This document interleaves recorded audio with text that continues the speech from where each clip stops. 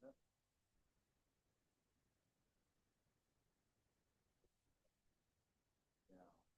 that down if you would, and I'm going to turn this back on. Yeah, hold on a second. We're working with Banfield to get his ear thing done. Hold on. The left one is fine.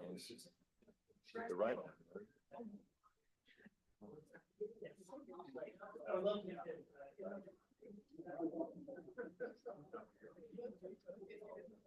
Okay, here's one. Okay, now. Go ahead and do it now. Check. Check. Check. Check. Check. Check. Check. Check. Check. No.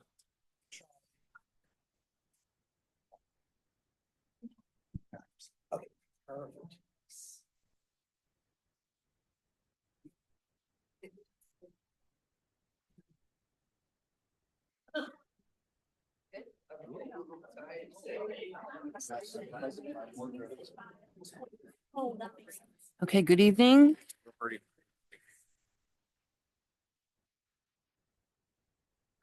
Good evening and welcome to the regularly scheduled April 1st meeting of the San Luis Coastal Unified School District Board of Trustees. We have translation available for anyone who needs it. If there's anyone present in the room here that would like translation, we have headphones at the rear there being held up. And if you are participating via Zoom, if you look at I think it's the bottom of your screen, the globe icon, if you press on that, you will be directed to translation. Buenas noches, bienvenidos. Vamos a tener interpretación simultánea al español. Si quieren accesar este servicio, por favor presionen el icono del globo terráqueo que va a aparecer en la parte inferior de su pantalla, tan luego yo termine de hablar. Gracias, bienvenidos. Thank you. The board met previously in closed session. We discussed a personnel issue. We conferred with our labor negotiators, and we began the process of the superintendent's evaluation.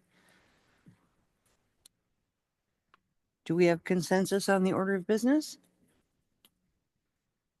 Seeing that we do, we'll move on to student representatives to the board, and we'll begin with Nate Landwer and Zahira Segler from Morro Bay High School. Hello, thank you so much. To start off, talking about our general campus stuff. So we had open house before spring break. All of our 8th graders from Loams showed up, along with several kids from Central Coast Waldorf School, formerly known as Wishing Well, and Old Mission School. They all came to MBHS for an assembly that featured opportunities at MBHS, including clubs, sports, our CTE pathways, and other electives such as AVID, yearbook, and art. The 8th graders also had a campus tour and a separate presentation from our counselors about registering for their classes. Then on Thursday evening from 5:15 to 6, all incoming 9th graders and their families are invited to a special presentation about MBHS and how to register for classes before they go out to enjoy our open house. And the open house was great. Our attendance was higher than last year. In regards for state testing for our 11th graders will be next week. We'll be doing math next week, English the week after, and then science testing after that. And of course, AP testing kicks off the first week of May. In regard to sports, spring sports are doing great so far, and there are just 2 highlights. Baseball is off to a great start with a record of 9-2 and undefeated in league play so far. And for track, an interesting, amazing stat we have is last spring, Shelby Taylor, who is one of our 10th graders, broke her coach's school record for the 1600 meter. Last week, she broke another record held by Coach Fair. The 3200 record is now a few seconds faster than Coach Fair's previous school record.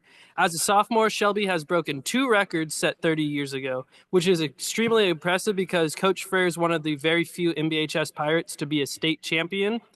So congratulations to Shelby on so much success at MBHS in just 2 years. And yesterday as well, the boys golf team tied for first in their second league match. And now for upcoming, let me see. Is it going to work? There we go. Upcoming events. ASB is having our intramural March Madness basketball tournament this weekend, or this week, excuse me.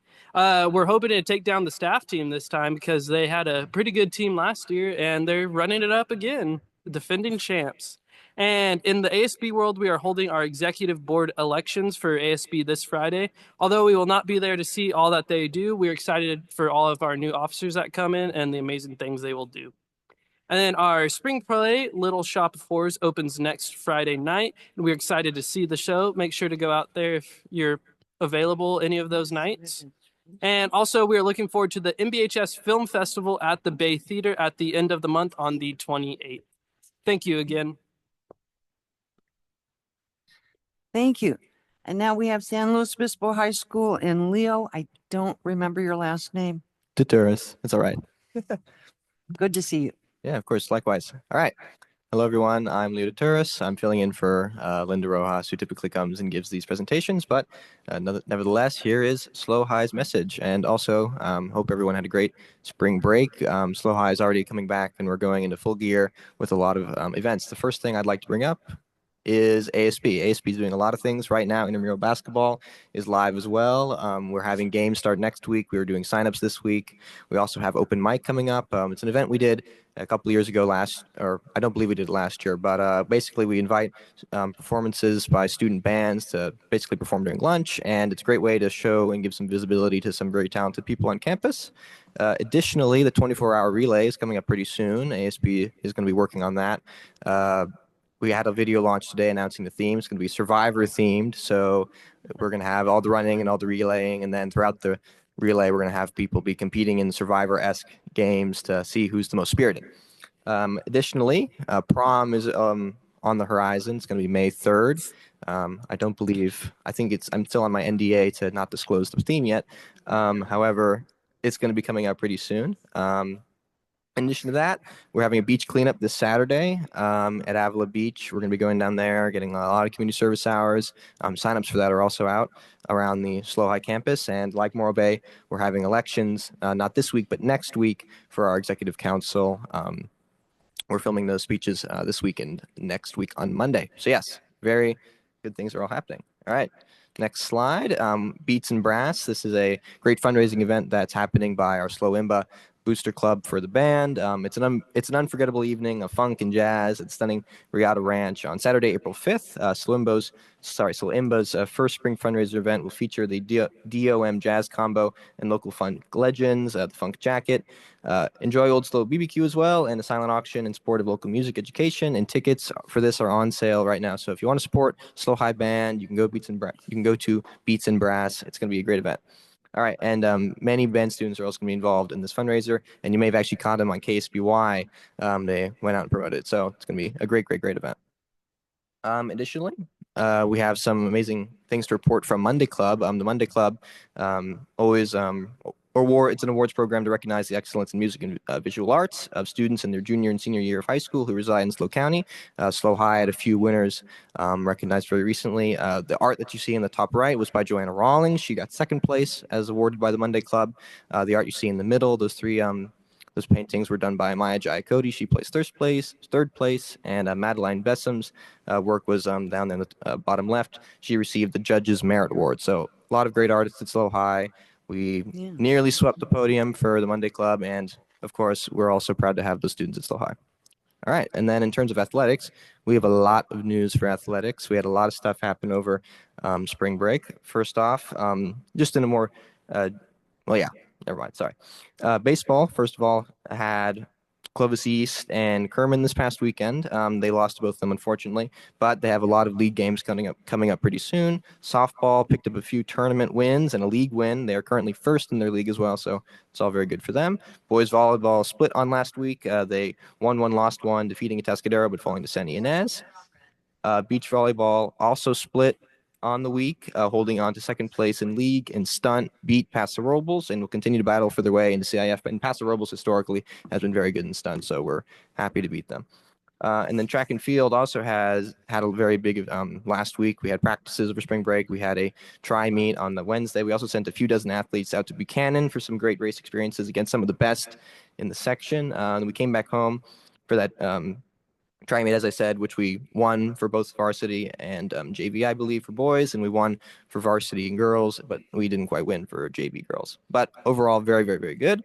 Swim and dive as well. Defeated Rigetti and Templeton in dual meets, and boys tennis defeated San Ynez and Paso Robles. And in other unrelated current sports news, something I'd like to bring up is that next year we're going to have flag football coming to Slow High. There's going to be an option it's girls flag football as a CIF sport. It's going to be starting next year for the fall 2025 season. It's going to be awesome. All right. And then in terms of individual athletes, if you want to sign up for that, if you're out there looking on the Zoom, you could just reach out to your counselor to sign up. Also, as well, I want to take this moment to recognize Bailey Hartford, who was actually recognized by the SLO County Tribune and the SLO County as the girls basketball player of the year. She had a terrific season. If you went to any girls basketball game, you would have seen it. She was absolutely amazing. I vividly remember a moment when she scored 5 3-pointers in 1 quarter. Bailey Hartford's terrific. We're so proud to have her. All right. And then I believe that caps it for athletics. The next slide, we have FFA. They're currently competing at the moment in state finals for both parliamentary procedure and for other respective categories for the top 3 individuals from our school went to compete as well. LDE and CDE competitors held a public speaking night for parents and guardians to understand the true value to go into preparing for competitions. That was held recently at SLO High. And yeah, I got all of it right. Sweet. And then upcoming dates in general for SLO High is prom, May 5th. Sorry, May 3rd, my bad. Very, very important day. Still can't disclose the theme. Hopefully we'll be getting that out soon. And then the 24-hour relay, Memorial Day weekend, after AP testing, after prom. Everyone's going to have a lot of fun. It's basically the penultimate weekend of everyone's final week of high school. So it's going to be a great event. And we hope to get a lot of people this year. If you're out there, sign up for the 24-hour relay. All right, that is it for SLO High's report. Thank you, everyone.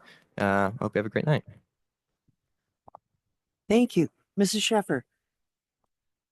As always, thanks for the reports. I just wanted to say, Nate, you talked about Morbid Golf. Did you have anything to do with that? You were telling me that you're on the golf team earlier. Maybe we don't necessarily talk about my score, but I was there. You were there. You were there. Good I enough. got to witness us getting tied first, which if you don't really know golf, it's hard to get first place, but it's even harder to tie for first with 5 scores all totaled up to the same amount. So. Well, yeah, good job. Good job. And then when I hear about all the ASB elections coming up, it just makes me realize that we really are closing in on the end of the school year. You know, that's amazing. And I wanted to also point out that I had the pleasure of running into Leo at the Denver airport a few days ago when he was returning from visiting Penn, where he will be attending next year. So congrats on that. Yeah, it was great to see you. Yeah. Yes, congratulations, Mrs. Baltadano. Thank you for the great updates as always. I wanted to congratulate all of you on all the great work at your schools. I do have my tickets for Beats and Brass. I'm looking forward to supporting. It's not just SLO High School band, but also Laguna Middle School band. So I think that's pretty cool. I need to get my tickets for Little Shop of Horrors. And I am excited for the 24-hour relay. Last year I chaperoned, and I'm sorry, but it took me a week to recover from being up all night. Because I never pulled an all-nighter even in college. So my son will be participating, but I'm going to go out of town that week. We're giving them a day off. It's over Memorial Day, right? So you get that extra day after. Smart. And thank you for scheduling it after AP exams this year. I think that was very thoughtful.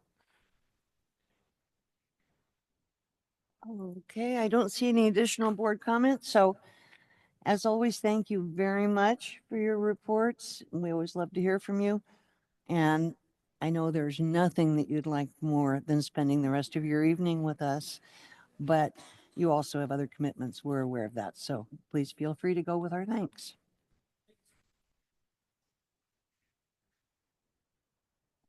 Okay, moving on, we have item 6. I beg your pardon. San Luis Obispo High School program highlights, Mr. Dickinson.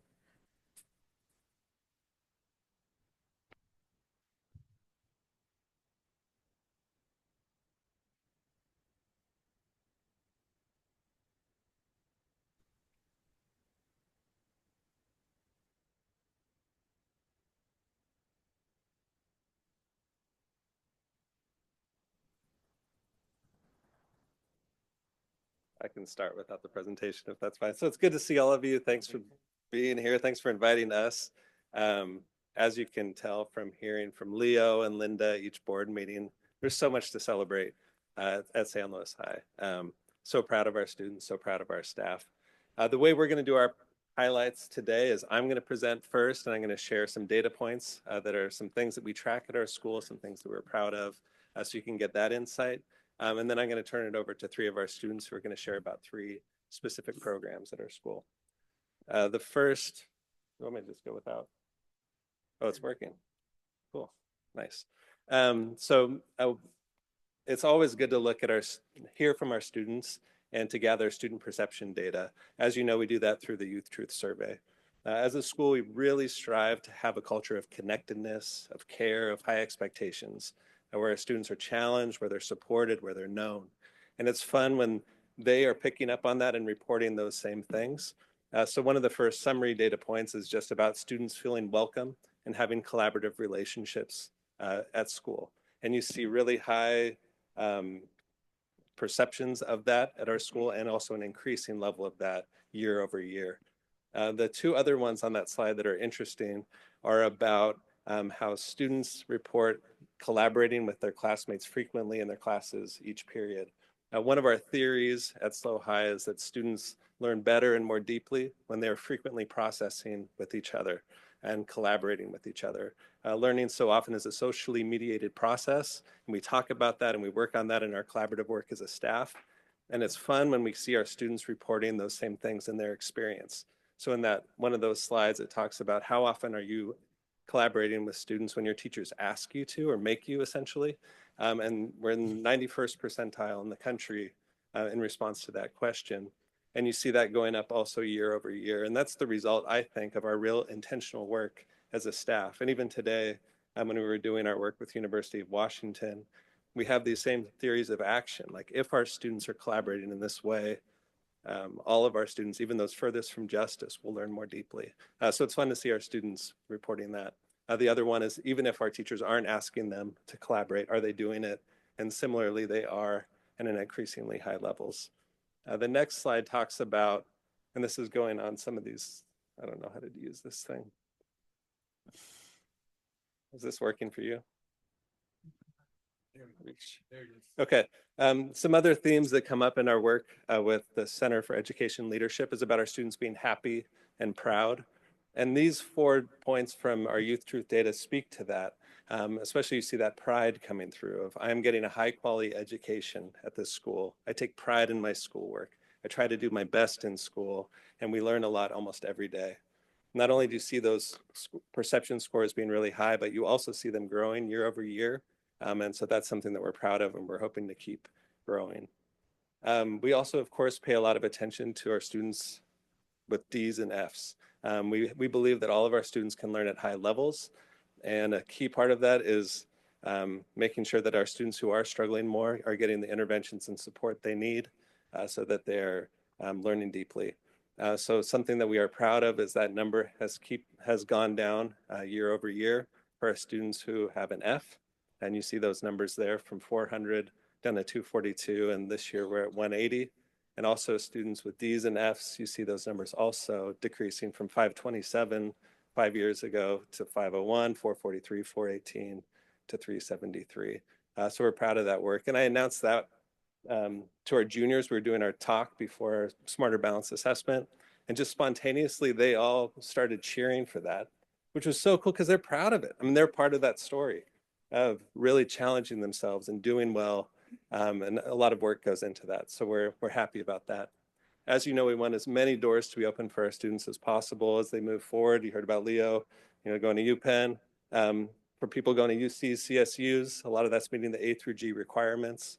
So of course, as we have more students getting C's or above in their classes, higher percentage of students are meeting those requirements. And one more thing just about AP exams. There are so many ways to challenge for our students to challenge themselves. One of them is taking AP courses. The story also over these past few years is more and more students are taking advantage of those opportunities, taking the tests, scoring 3s or higher on the tests. And you see even our percentage of students scoring that 3 or higher going up from 79 to 90, 89, up to 93%. So it's just outstanding. We might not be able to maintain that 93% at all times, but we'll keep trying. Currently, the number of AP exams that our students have registered for and purchased is over 1,100. So it looks like we're going to see that number just going up.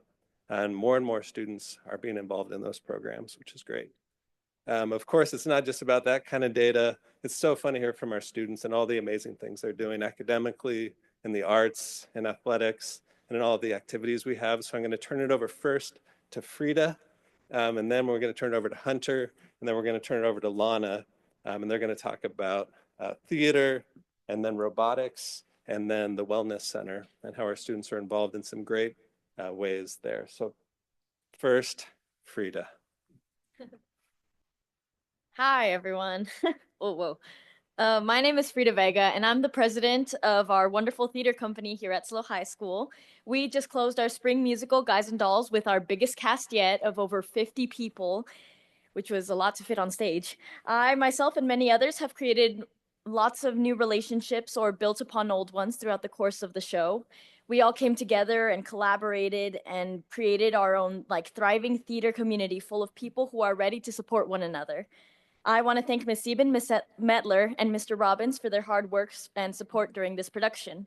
Additionally, we have revived our membership as a theater troupe 3958 and attended our first International Thespian Society Festival, where students competed with others across the state and attended workshops led by industry professionals, providing us with great new opportunities.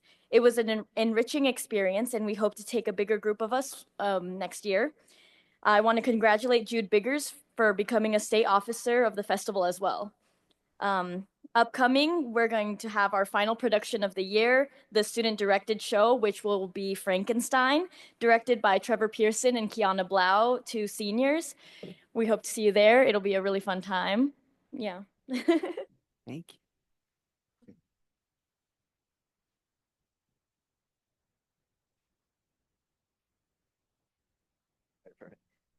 Hello, I'm Hunter Dorf, co-president of the San Luis Obispo High School robotics team. So just to give you a little overview of what we do, every year the robotics team creates robots designed to complete a specific set of challenges determined by the Vex Robotics company. It is a comprehensive design process that requires outstanding knowledge of both mechanical and software engineering, as well as the ability to communicate effectively and document everything. Each competition is made up of a series of 2 versus 2 matches from teams in the area. Ranking well randomized matches qualifies a team to compete in an elimination bracket, where 2 teams eventually come out to be the champions. That is what we were able to accomplish 2 weeks ago at the California State Championship.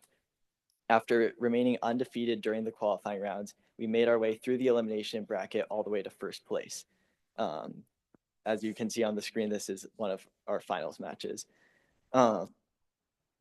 So in addition to our victory, we were awarded the Excellence Award for our strong documentation of our design process, as well as the Skills Award for our strong ability to control the robot autonomously and with manual input. These 3 awards gave us multiple qualifications to the World Championship in Dallas, Texas, where we will compete against the top 800 teams of the total 12,000 international teams to hopefully become number 1. So our dedication is a strong reflection of the time and effort that students give at San Luis Obispo High School. We hope that our club, as well as the others on campus, demonstrate our ability to embrace new technology as it is created. Thank you for your time this evening. Thank you.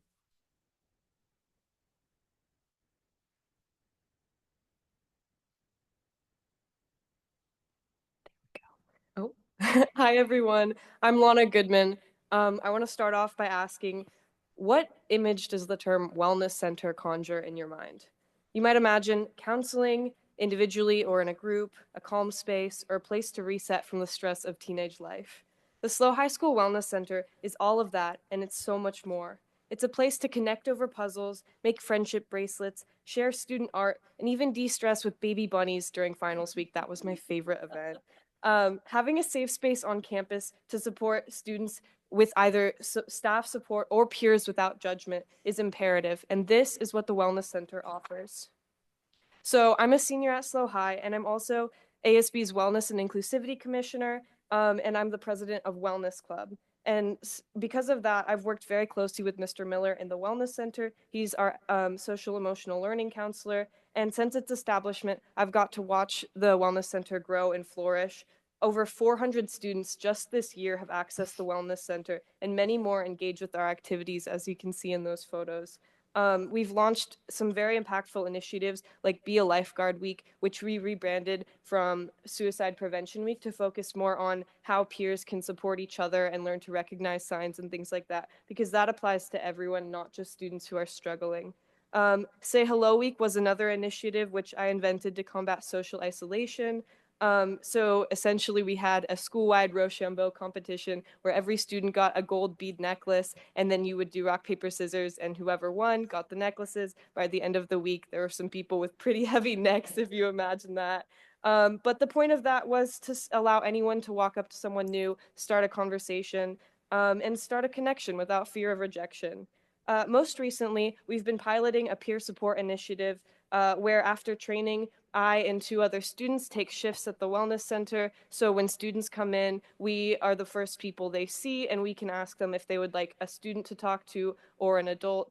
I've gotten to work with some students, and it's been really amazing to see how I can connect with them, and being able to support someone who's gone through similar things to myself and might not be as comfortable talking with an adult, I think is super important, especially as school is a place of learning, but can be distracted by the weight of everyday life and personal things. So having a peer to turn to can be really helpful. At a high achieving school such as this, the stress can be overwhelming. And so the Wellness Center is a resource, but it's more than that. It's also a statement from the school. It says to students, you are seen, you are supportive, and you are supported, and you are not alone. And if we want students to thrive, we have to support their well-being, which is why the Wellness Center is such an amazing place. Thank you all. That's the end of our presentation. Thank you very much. Mr. Banfield. I have a question for the robotics. Yes. When does a robot become a robot in your experience and not something that's just remote controlled? Well, that's a tough question. I would have to say from the start of the design process, when it is being created, a 3D model is being created on a computer by one of the design team members. Okay. And so are we saying in robotics, you're trying to create what? Something that is, how do you say, autonomous? Autonomous, yeah. Autonomous. You know, I grew up on the old Lost in Space, Danger, Will Robinson, Danger. And I'm just wondering, where is it right now? Where are you in the robotics club? Well, for the autonomous portion, it's like it's all software engineering for the most part. So we integrate a lot of sensors provided to us by VEX, the one hosting these competitions and sponsoring them.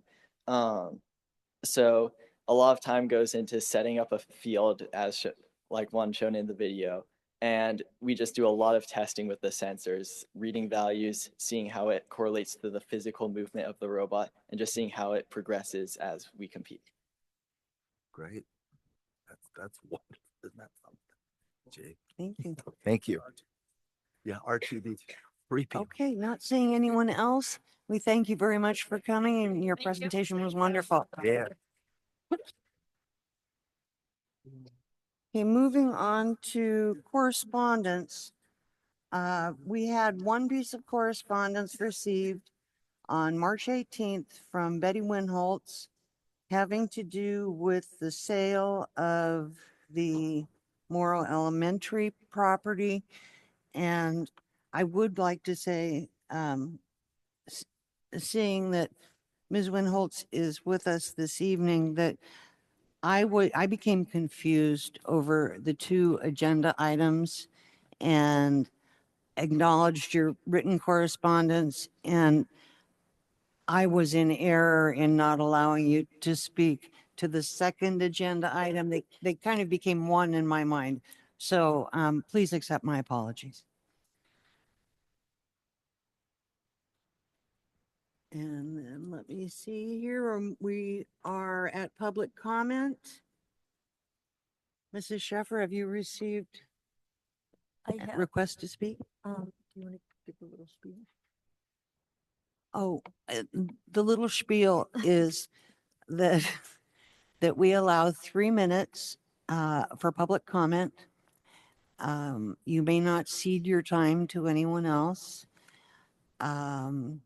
If you are speaking to us with translation, we allow 6 minutes for that. We expect that people will behave cordially and respectfully, and we will do the same. Thank you.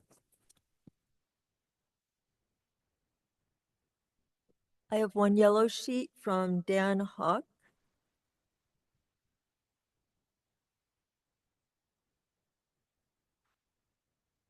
Hi, my name is Dan Hawk. I know most of you, met you over the years when I was on the booster board and stuff like that out at Morro Bay. I feel bad coming and talking about something bad after everybody had all this good stuff. Nate is a great kid. He's on the team with my son in golf. They're doing a great job out of Morro Bay this year. We have a great coach. I come tonight to talk about Morro Bay basketball. Give you a little background on myself. As I've coached 41 years. Coached professionally for about 30 of that. I'm licensed in soccer, which is my main sport. I also have coached basketball for 14 years. I got my U.S. license in baseball. I've done that for over 10. So one of the things I do is I go around and teach coaching at cities and towns, and sometimes even high schools, of how to be a coach and how to go about coaching. As some of you know, because you've heard me give this little spiel before, so everybody knows who I am. This year we had a little trouble at Morro Bay basketball. We had 3 coaches. I liked all 3 gentlemen. I don't have any problem with them as people at all. I think they're all really good people. But the problem is all 3 of them started out with rosters of 15 kids, in some cases more. And by the end of the year, we ended up with 5 kids on the JV team, 6 kids on the freshman team. We also had varsity kids not show up for 5 or 6, 7 games at a time. The culture at Morro Bay basketball is really bad. There's no other way to say it. We have a football coach coaching basketball. Great man, like him a lot, respect him a lot. But he's a football coach. Now, is he a coach? Yeah, he's a coach, but as you change sports, you understand that coaching is different in everyone. So, we have a football coach. We won 4 games. We went to a basketball tournament this year with 5 kids. Playing against teams that, finished in the Final Four in the CIF. And we're playing way out of our league at Morro Bay. SLO got beat by one of the teams, and they beat us by 60 points. So we're having a little difficulty. We had a JV coach this year that's never coached any sport ever in his life. We have a freshman coach that's never coached a sport ever in his life. I know for a fact that we had people apply for those jobs or come and talk to the AD about those jobs that are licensed, that have coached. I know that for a fact because I went and talked to them. And they were just never given an answer. Actually, one of them got so upset he transferred his kid from one school to another. And you all know how I feel about that. We can't be losing kids out of our schools. We just can't do it. We lose funding, you lose credibility. It's just a horrible thing to go about in my mind. So I don't want anybody to think I'm, I didn't go talk to the AD. I did. I went and talked to the AD, and I've also talked to the vice principal. We've had a meeting about this. So it's not a surprise to them. I told them I'd talk to them before I would come talk to them. Just so you know, there's parents. Oh, I'm done. I'm sorry. I can come back next week, but there's tons of parents that are very upset for you guys. I have talked to them. I need to ask you to stop now. All right. Thank come you. back next week and finish. Thank you. Thank you. Okay. Those are the only written requests that we have. Is there anyone here who would like to speak? Ms. Winholtz. Good evening, Betty Winholtz. Thank you for your comments earlier. I came here for two reasons. One was to acknowledge and thank Mr. Pinkerton for the response I received this morning regarding my comments. And it's helpful to know how the school looks at those exceptions that are allowed through the law and how you perceive those. So that helps the public to understand where you're coming from.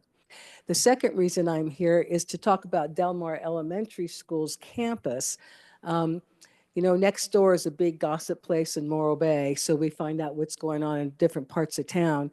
And it became a to-do on next door at the end of the week and no one knew, so no one went out and counted how many trees were cut from that campus last week. And for me, I understand that maybe you've got a plan and you're doing something, but for me to do that during nesting season, which is a law in Morro Bay, that because we're a bird city, a bird sanctuary, and a tree city USA, we think those things go together. And so we honor the state law that says nesting season is from February to June. So for those trees to be taken down in the middle of nesting season was disturbing. But for the neighbors, it was like, whoa, what happened to the campus? And so maybe you can put out some word or let us know. We don't understand. And, you know, there's a number of dead end streets that come into Del Mar Elementary. I go to church next door, so all the people going to church saw it, and we are confused. We don't know what's going on or why, and it was just shocking. So maybe attend to the law and then just let the public know what's going on. Thanks. Thank you. Is there anyone else present that would like to address the board? Is there anyone on Zoom? Okay, seeing no one, then we'll move on to item 7.01, business and budget update. Mr. Pinkerton. Yeah, just a couple quick items for the board in terms of business. I'm putting together the instructional continuity plan, which is basically kind of a plan should emergency disaster happen, what we do to ensure students stay engaged. And this requirement came out of really the fires that have been happening throughout the state. As well, we're on a daily basis tracking our TK enrollment.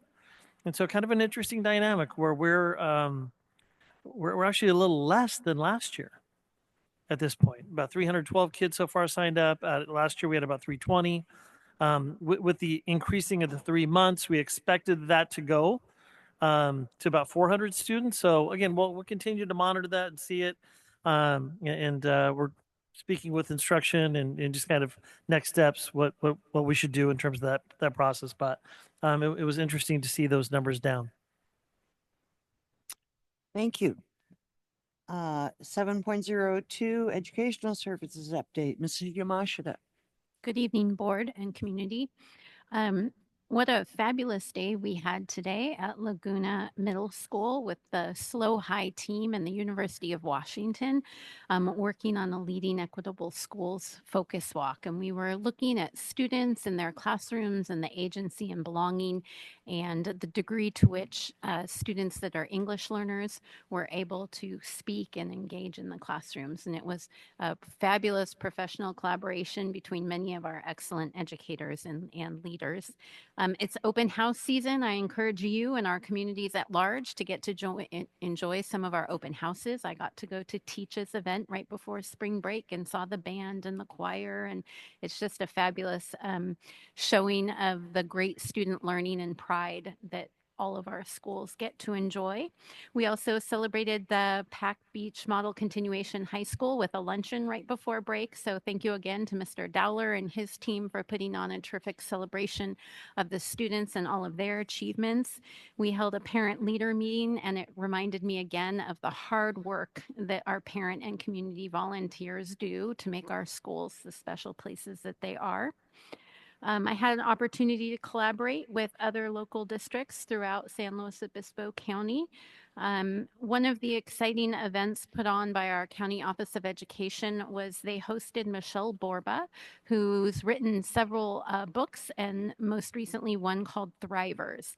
And it's about 7 traits that students and children that really thrive have, like compassion and empathy. Sorry, those are the same, but I was thinking self-control, self-confidence, and that she talks about how these are teachable, trainable traits. They are not just inherent and innate in children, and how our schools can help teach these things. I got to attend a Sinsheimer staff meeting. Shout out to our stingers and the great professional dialogue and communication they were having. Something new on the horizon for our team in ISLA is we've become aware of some community engagement grants that the state of California has. And so we are going to be responding to a grant application next week, asking to engage in this kind of professional development planning opportunity that will give our district $75,000 for the next 2 years to get to spend on community engagement. So we're excited about that. More information to come, and a lot of strategic planning meetings with different teams about 25, 26. So we're already in full scale, you know, in this 1 foot in this year and 1 foot in next year already. So it's exciting times. Thank you. 7.03, Measure C updates, Mr. Pinkerton. Yeah, so over the spring break, of course, BG&T, Fiscal Services, Measure D and Measure C continue on, right? We're working last week, got to visit all the sites, went around with Chris Bond, checked all of our construction progress, had meetings with architects, those types of things. In terms of for Mrs. Winholtz, and I'm sorry she left, but I'll send her a copy of our tree plan for Del Mar Elementary School. So we always plant at least 1 to 2 trees for every tree we take down. In that case, the parking lot itself, those trees they're uprooting the ground and they're tripping hazards, those types of things. So our plan is to redo all of that and then put new trees down. So we have a layout of all the former trees that were there, and you know, you can go on Google Earth and see all those.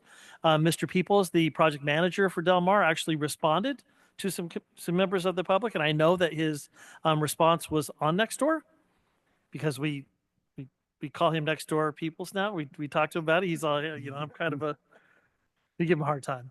But so yes. So just so you know, when everybody brings up questions like this, we always respond. In this case, if it is nesting season, we have to have an environmentalist there that goes and checks the trees and makes sure there's no nest before we can take anything down. So we go to great lengths, right, in those cases, knowing that this is an issue, of course, in all of our communities, not just Morro Bay. And so we'll be happy to share that plan with Ms. Winholtz in terms of that we'll be replanting trees and those types of things. So I'll get in contact with her and let her know that. Thank you. Yes, Mr. Unger. Ryan, I just wanted to say that I've walked past Monarch Grove on several occasions, and the school is looking really good. Thank you. Yeah. I don't know. Rob's probably seen it too. Paint job looks real good. Yeah, the new. Just the school itself is you know, it's a 30-plus-year-old school, and it's really been refurbished. So congratulations to you guys for the hard work you're doing there. Thank you. Yeah, and again, kudos to our citizens, right, for passing Measure C and Measure D before that. So we couldn't do this work without their support. So it's nice to see. We're finally seeing some progress with the first phases now, where you start to see some of this work happening and those types of things. Again, a lot of different schools. So it's really nice. And it looks like there's a big dirt pile in front of Pacific Beach. They're getting ready to start. We have a GMP coming to the board at our next meeting. I heard that. Yeah.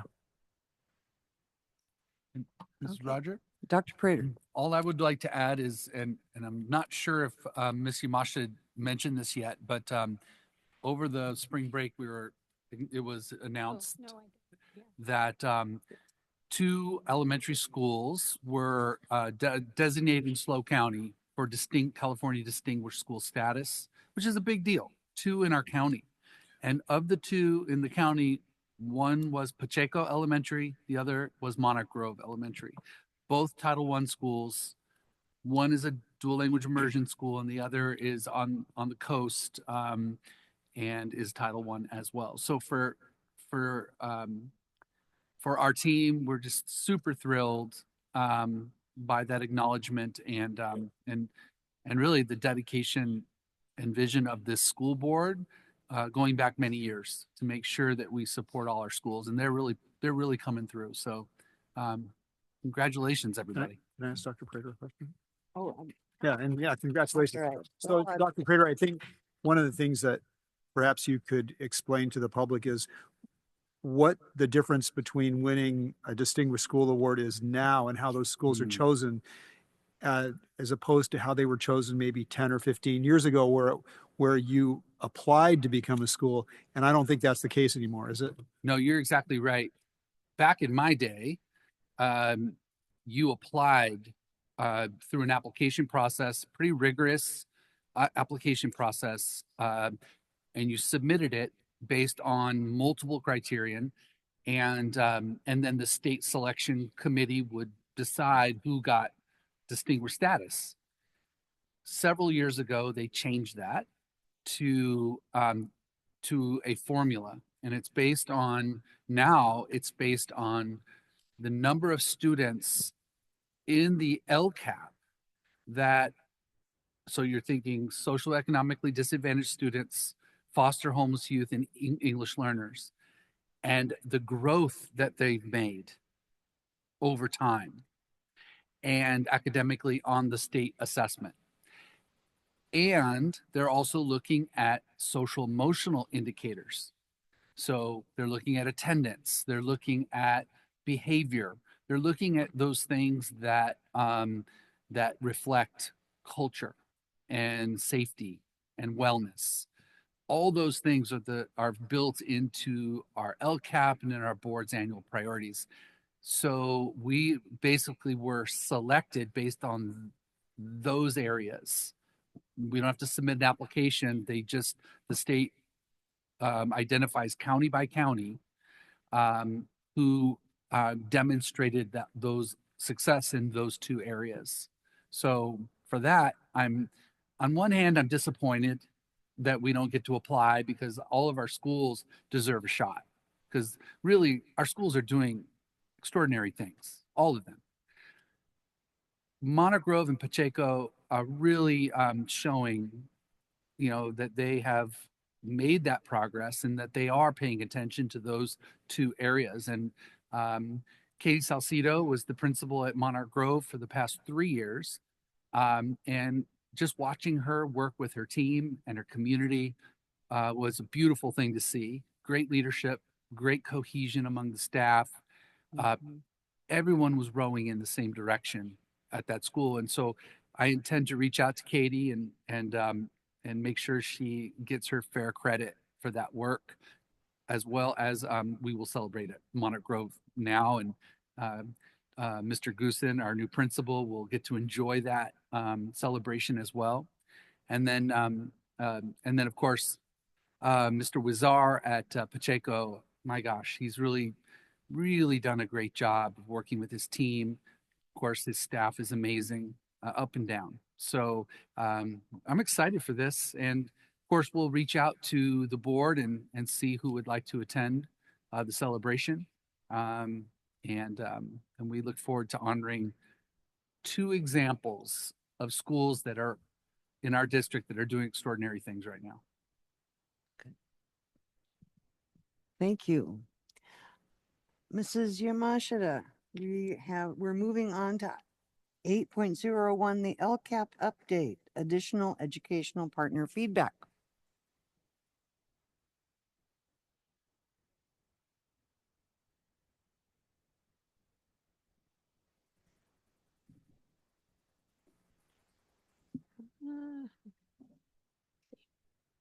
Perfect. Okay.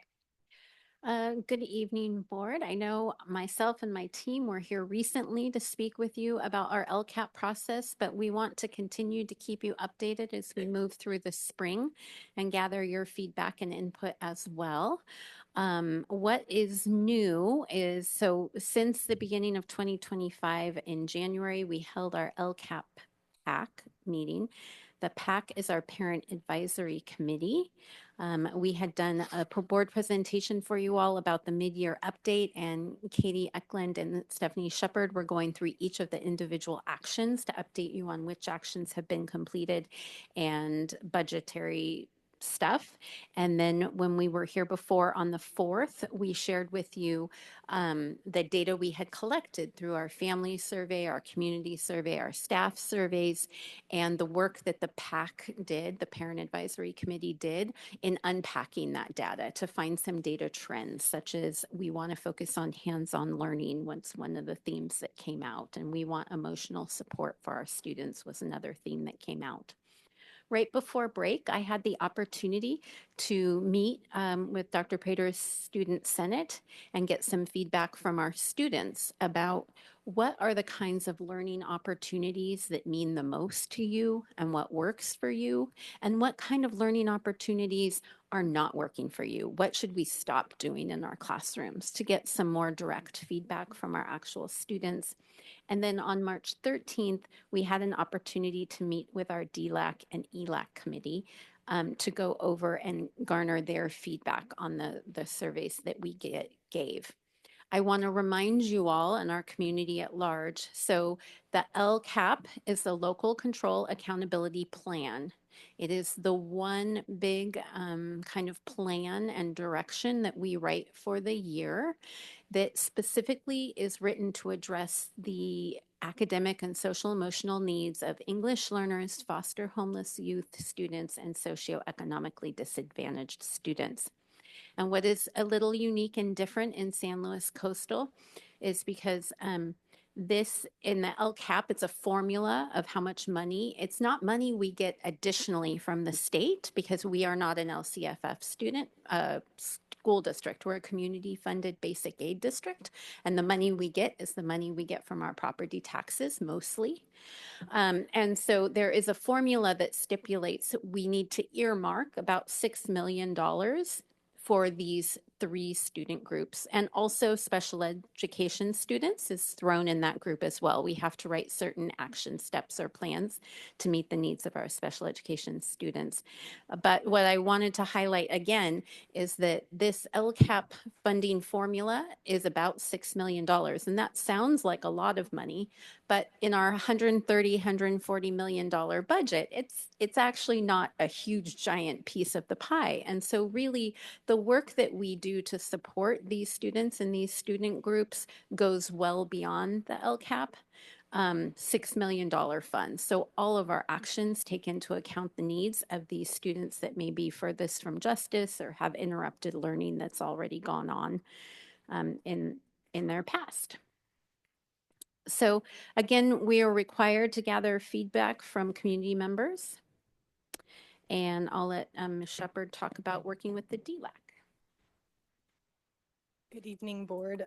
So some of these questions that you see on the slide before you were the same questions that we engaged our LCAP Parent Advisory Committee with back in January. And essentially what Mrs. Yamashita did was share the raw data with that you have already seen from our LCAP survey that was administered back in the fall with all of our various educational stakeholder groups. So with that, the data was presented and then 3 questions were posed to them. What did you notice and hear during the data review? Because we want to hear what they're taking away, what they're noticing, what suggestions they have for goal modifications, and then also suggestions for our future action steps that might better address some of the feedback that we're seeing within the survey. So some of the highlights are pulled out from the DLAC, and what we did is we broke them into small groups. We had a group that was virtually engaged and they were in their own breakout room on Zoom. And then we had about 3 groups that were talking in person, and each of them shared out and chose a speaker. And so these are the highlights, some interesting things that they pointed out. I'll read a few of them. Not only do students want safer schools, but parents really want to feel assured that their children are safe at school as well, which we already know and have many plans in place to address. An interesting piece that was pulled out by our virtual group was that they were seeing in the data that truancies are not as big of a concern for students, but really seem to be something that the adults in their lives are concerned about. They didn't necessarily have an action suggestion for that, but found that data interesting and wanted it noted.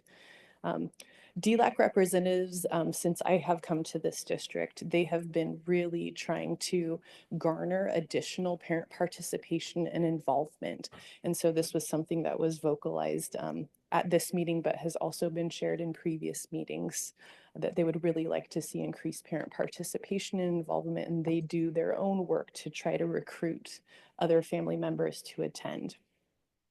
There was a request made that we continue to pursue attempting to hire fluent bilingual personnel, and that they appreciate when they're able to speak to someone in their native language at a school site with someone who's on staff and knowledgeable. And they also expressed appreciation for the various educational opportunities for parents that have been offered this year, and they would like to see those continue, if not enhanced, as we roll into next year.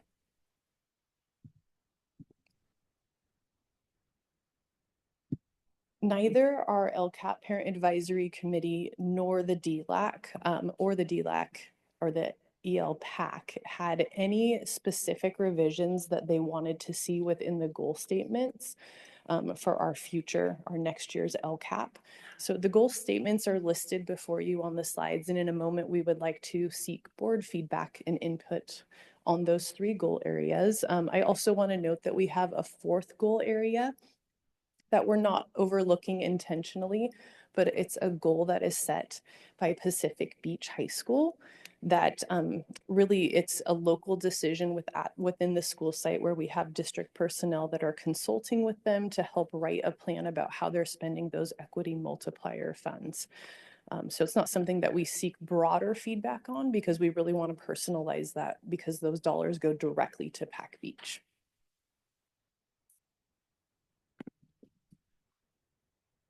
Hello, everyone. Good evening.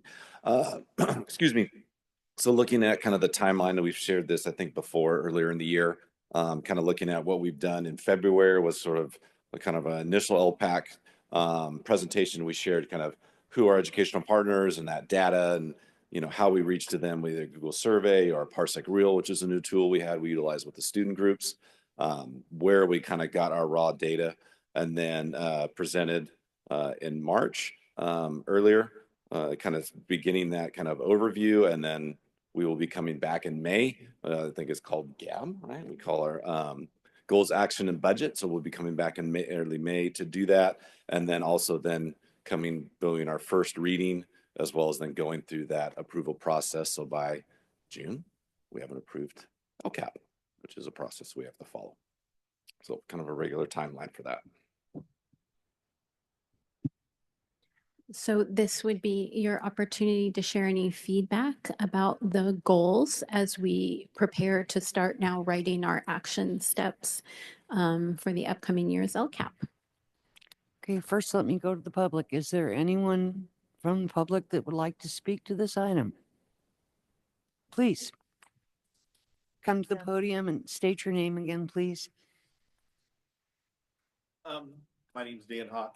I have a student at Morro Bay High School. I agree with most of what she was saying there. I talk to the students constantly. And at Morro Bay, the number one biggest thing is the fear of being in that school. The things that happen in that school. There's kids my kid is 6'3", very, very good athlete, and he will not go to the restroom at the school. He's going to kill me for saying that loud, but doesn't want to go. They all go to the office area to go to the restroom. That's crazy to me. We all went to school. We all know what happens in the bathrooms, but the kids don't want to go there. They don't want to do it. So I agree with what the survey says, and I know I'm one of the people who's there. The safety of the kids should be our main concern when they're at school, and the principal at Morro Bay knows that for a fact, because me and him have had a couple arguments about that, of letting kids leave campus. Truancy is the main thing I hear from the kids is they don't want to be in class. We all had that, but they don't enjoy their teachers. They just don't enjoy it. They feel like they're being talked at, and they don't get to do stuff that's hands-on enough. I know my kid personally that his favorite classes are the ones he's hands-on, with his teachers. So that'd be the things I think they should look at when they're doing it. But my biggest thing is fear. They shouldn't be, no kid should come to school scared to death. And that is the number one thing I hear from all the kids that I talk to when I'm sitting around talking. And I'm talking mainly to athletes, you know, because that's what I'm involved in. That's what my kids and athletes are normally never scared to come to school because they're the athletes. But they do have that problem at Morro Bay. I can't talk about it as slow. I know my kids went to the elementary schools here in town and the junior high here in town. And they had that problem too. Not as much in the junior high as they did elementary schools. So I think it's one of the things. I know my kid notices that the police are not there as much this year as they were in the past. He notices that kind of stuff. I know some of the other kids notice that too. You know, so those are the kind of things I think our schools should be doing. I think our school's done a great job putting the fence up and doing all that kind of stuff, but I've been out there all times of day and night and it's not locked. So what's the sense of having a fence? So things like that, I think, is what our kids notice. I know my kids talk about it. I know some of the kids I talk to talk about it. They walk, I watched a kid the other day walk over and open the door for an adult. I don't know if he knew him or not, but it shouldn't be happening. So that's my number one thing with the things she just talked about is fear. Thank you. Okay, is there anyone on Zoom, Mrs. Dawson? Okay, seeing no one, bring it back to the board. Mr. Banfield. Oh, did you have something? No. Okay, Mr. Banfield. Well, I think. Oh, okay. Okay. Mr. Buckman. Thanks, Rob. As always. And I'm liking the slides. Do you have a new slide presentation? It's okay. They're really cool. So when I read this, I was looking at slide 4. It's the things that stood out for you guys. Thank you. Sure. Can we go back? The clicker. Okay, let's see. There we go. Is Yeah, it that one? Mhm. Yes, please.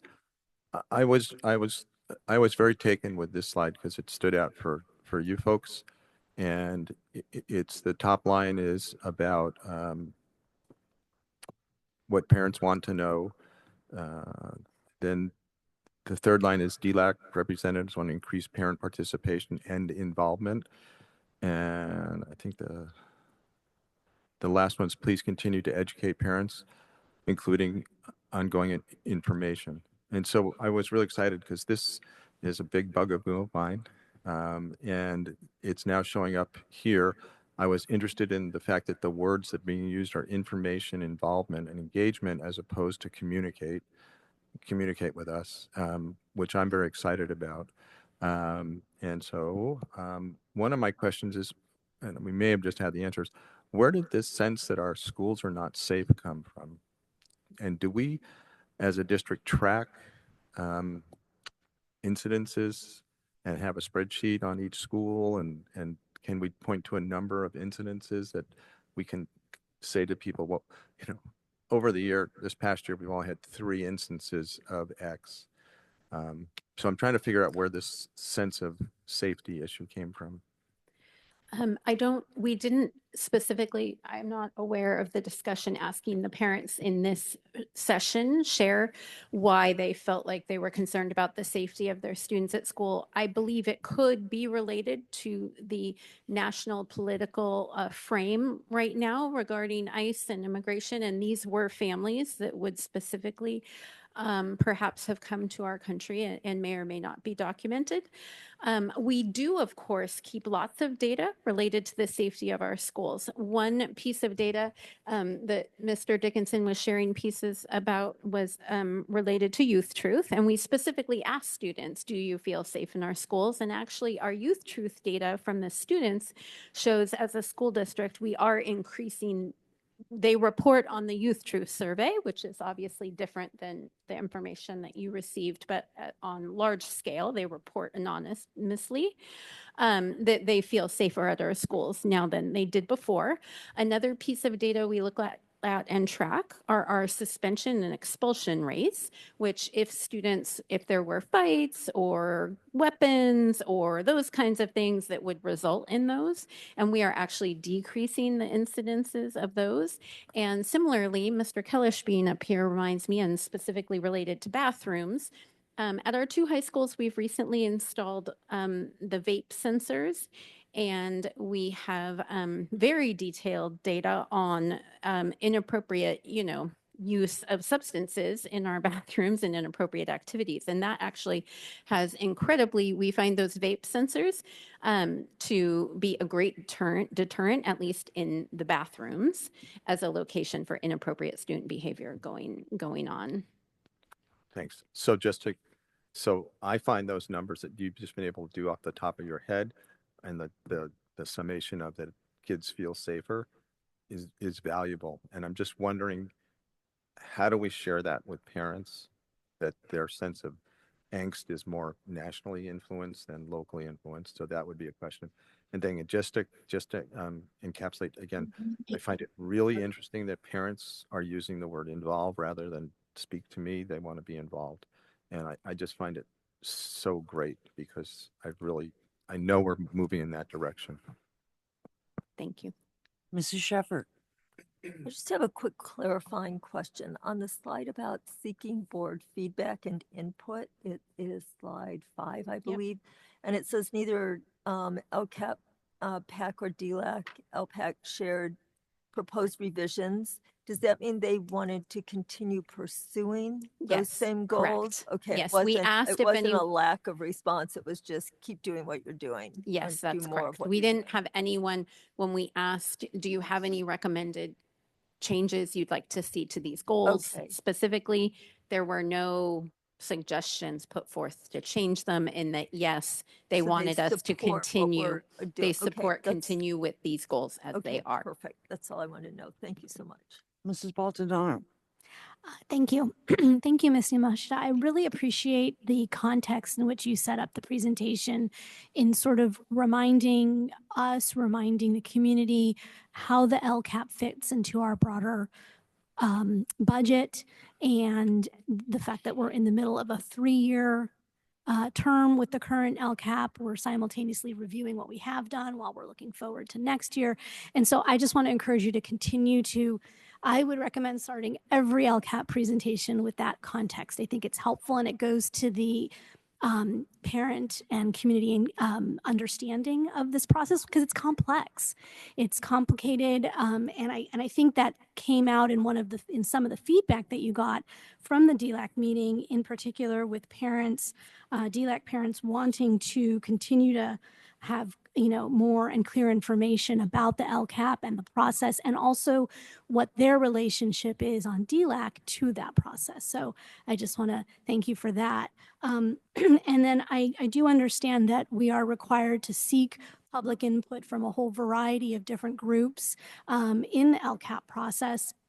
But I do think, because the purpose of the LCAP is to serve certain student population groups, that I feel that we need to center those voices in determining what our goals are and how we what the objectives are under those goals. So that would be my feedback, and whether that's in in the context of the goals as they are set, that's fine. But I do think it's important to really keep our eye on the ball here, which is what the purpose of the LCAP is. So thank you. Thank you for that. And we will. And if you remember, unfortunately, when we collected our family survey data in the new version of using Youth Truth, which was great because participation got higher, we were not able this year to disaggregate it to figure out which types of families, which groups of families were represented, and we'll do better at that next year. It can be better. Mr. Banfield. I want to return to safer schools. Do students, when in the Youth Truth survey, Dr. Prater, do students elaborate on what elements make schools safe or unsafe for them? Do they elaborate on that? Do they identify those elements? In fact, they do. I just like, first of all, safety and feeling safe. This perception data. We do the best we can. When we talk about perception data, it's not to be dismissive of the gentleman that came up and spoke. It simply is a data set that we use. We have over a 90% participation rate in the Youth Truth Survey across all of our schools. So it's a very high participation rate. It's anonymous, and they ask specific questions about safety and around safety. And what I found to be most interesting around this data set, around the Youth Truth data, which I appreciate, students, it's a Likert scale. Do you feel somewhat safe, really safe, generally safe, all the way down to I feel unsafe. So it's a continuum. But also there's a narrative that you can add to explain why you feel safe or unsafe and in what context. And what we've learned, and I find this to be true in my personal experiences, is the students are saying that it's not the teachers, it's not the administrators, that when they do feel uncomfortable in our schools, it's typically in the classroom when other students are acting unsafe or aren't paying attention or aren't listening to the teacher, are not following the rules, and among all the peers. So what they're saying is that that is their primary discomfort. Now that we've more or less highly regulated our bathrooms with the vape sensors and the cameras that capture who goes in and out of the restrooms, we've had far fewer incidents since we've installed those sensors at middle school and high school. Far fewer. But in the bathrooms, the comments that I read in Youth Truth were prior to us having those sensors put in, which were kids were vaping. They were smoking in the bathroom, and it made them feel unsafe. They didn't want to get in trouble, so they left. And so since those vape sensors have been installed, we've had far fewer incidents. Kids are we're using a high-tech app where administrators get dinged if there's any kind of smoke in a bathroom, and it locates it, timestamps it, and then we can find the camera to locate who comes out of the bathroom and when. So it's pretty tough to work to beat that system. But in Youth Truth, you have the Likert scale score and the narrative. And what we're seeing is that by far, most students feel safe. Most students feel like they have an adult connection that they can go to. The counselors are called out as a strong source of comfort. We heard tonight the student talk about the wellness centers. Those are coming up as well. So I believe safety in this day and age is something we have to be very intentional about, and I believe we have been. But we live in a complex, complicated time, and we, I think, have come a long way. Our students in the Youth Truth data are clearly stating this is not an aberration, that they're feeling more safe, more connected, and we see that validated in other inputs that we receive through Student Senate, through Common Ground. We're seeing validation. Now, that's not to say some kids are not feeling safe. And that's something we will continue to work at. And I look forward to gathering more information on what we heard. But the data right now from Youth Truth, Student Senate, and Common Ground is telling me that we are on the right track. Dr. Prater, if I can add one more thing too, Mr. Neff reminded me, we also held student focus groups related to the University of Washington work that we're doing around equity, and we talked to them about their, fears at school, and what came out was a more generalized sense related to possible school shootings at the nation at large. If you remember earlier this fall, there was an incident. And to some degree, that weight of just something bad can happen in a school at any time can kind of weigh heavy, although no specific incident possibly had occurred with them, is some of what we had heard with our individual focus groups at SLO High. May I continue for just a minute? And I don't want to belabor anything because, when I ask something, you can answer me later.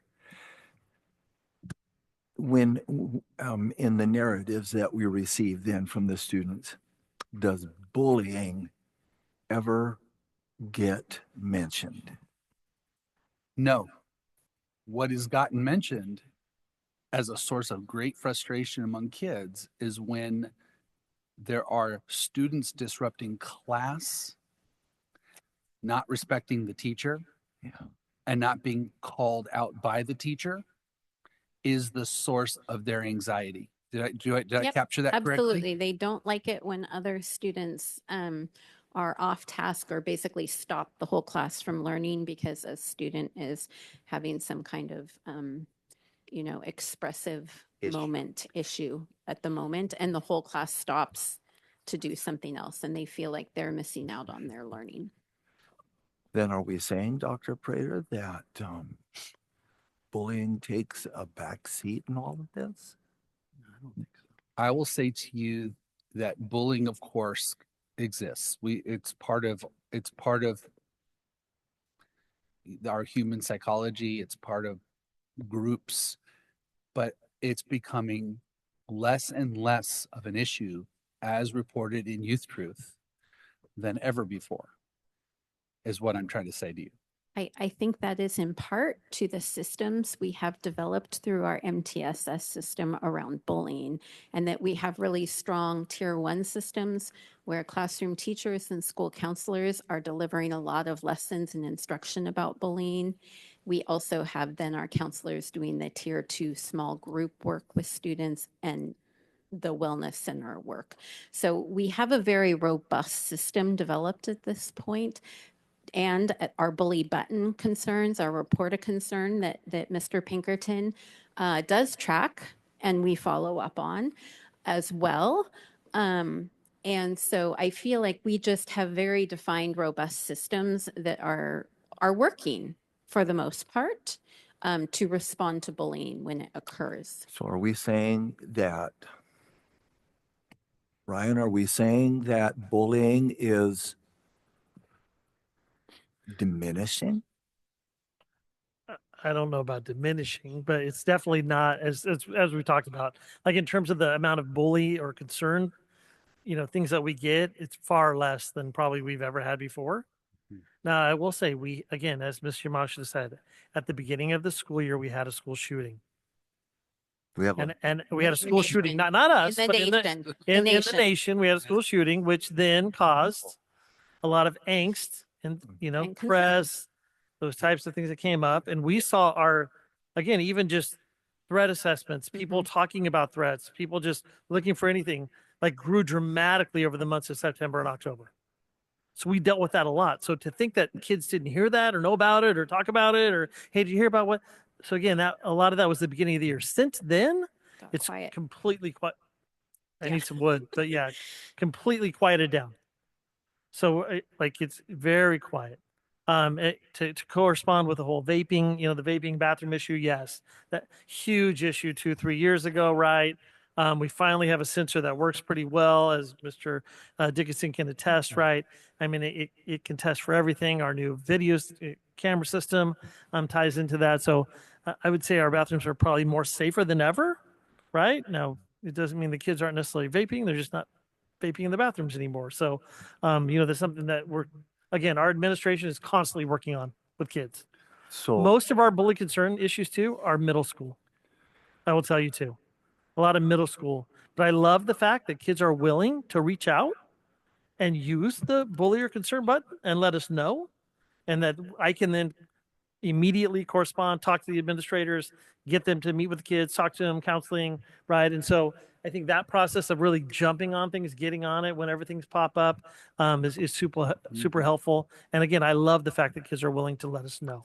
So are we saying then that the district is reporting that, yeah, and I don't want to put words in people's mouths, is the district saying that bullying is checkmated? Is bullying on a decline? Is bullying being more readily identified? Is bullying increasing? I can say definitively that as reported by students in the Youth Truth Survey that we've done now for 8 years, I can tell you we have seen dramatic declines in bullying type related behaviors. Kids are feeling more connected to their schools, to the adults in the school, and we're seeing, as reported by students, a much safer environment, much more connected environment for kids. Yes. The thing that we're managing, and it's going to come up in our next agenda item, social media, is social media. So in the modern day, bullying is mostly felt and received through social media, where kids are really nasty to each other, can be very nasty to each other, and I will say cruel to each other. We have worked really hard working with our parents, with our students, and our staff, of course, to minimize time on their phones while at school. And we're really pushing forward with an education component with parents, and you're going to hear about it in the next agenda item, where we are getting after that. So I think coupled with the work we're doing at schools and social media technology, I think you're going to continue to see a decline in bullying and unsafe feelings that kids experience while at school. Plus, the participation rates, as you saw in Mr. Ness' presentation last board meeting, the participation rates of kids engaged in activities, clubs, sports has dramatically increased over the last 5 years. That contributes to kids feeling more connected. The key, in my view, is getting kids engaged. And as you heard from Mr. Hawk earlier, I hope I pronounced your name right, coaching is a huge piece to that, right? Teachers working with students in their clubs, in the extracurriculars, are hugely significant to a child's perception of self-agency, of how they feel connected to one another and to their peer group. It's the isolation that really hurts kids, in my experience. And we've worked really hard to get kids more and more involved and more in giving them more options and opportunities, while creating guardrails around technology and around clear expectations around how we expect them to be while at school. And so I feel that we've made a tremendous amount of progress in that area. Thank you. I have one little tiny thought, kind of almost offhand. You're saying that the students, their biggest qualm is how they feel like the students aren't behaving themselves in the class, that they're speaking out against their teachers, and that the teachers aren't calling them upon that. Is that correct? Am I getting that right? Yeah, the perception is among kids in their narrative. Is that what makes them uncomfortable is when kids in their classrooms aren't listening to their teachers, aren't following the rules, and are being disruptive. Not necessarily towards them, but towards the teacher. Yeah. And so that was an aha moment for me. See, I'm wondering if in an off sort of way. I'm wondering if the teachers, some of the teachers, are feeling bullied.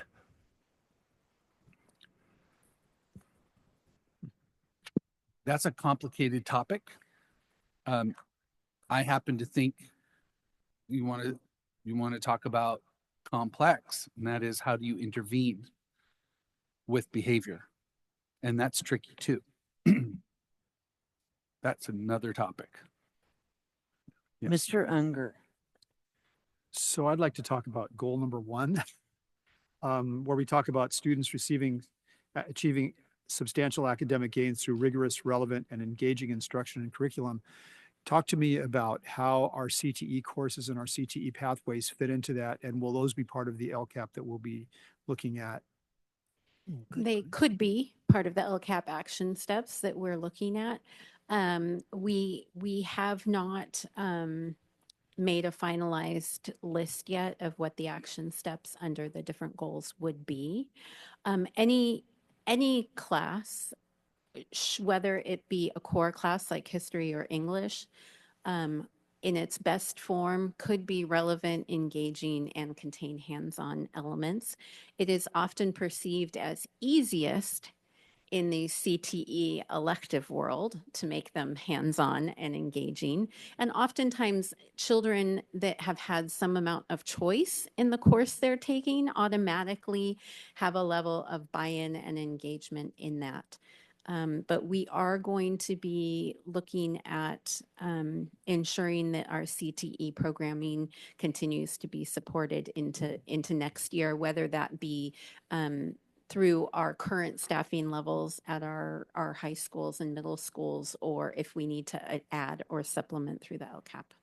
Well, and I'm thinking about something you just mentioned, which is we think about hands-on primarily in our CTE courses, our courses, our technology courses, our automotive technology courses, our ag courses.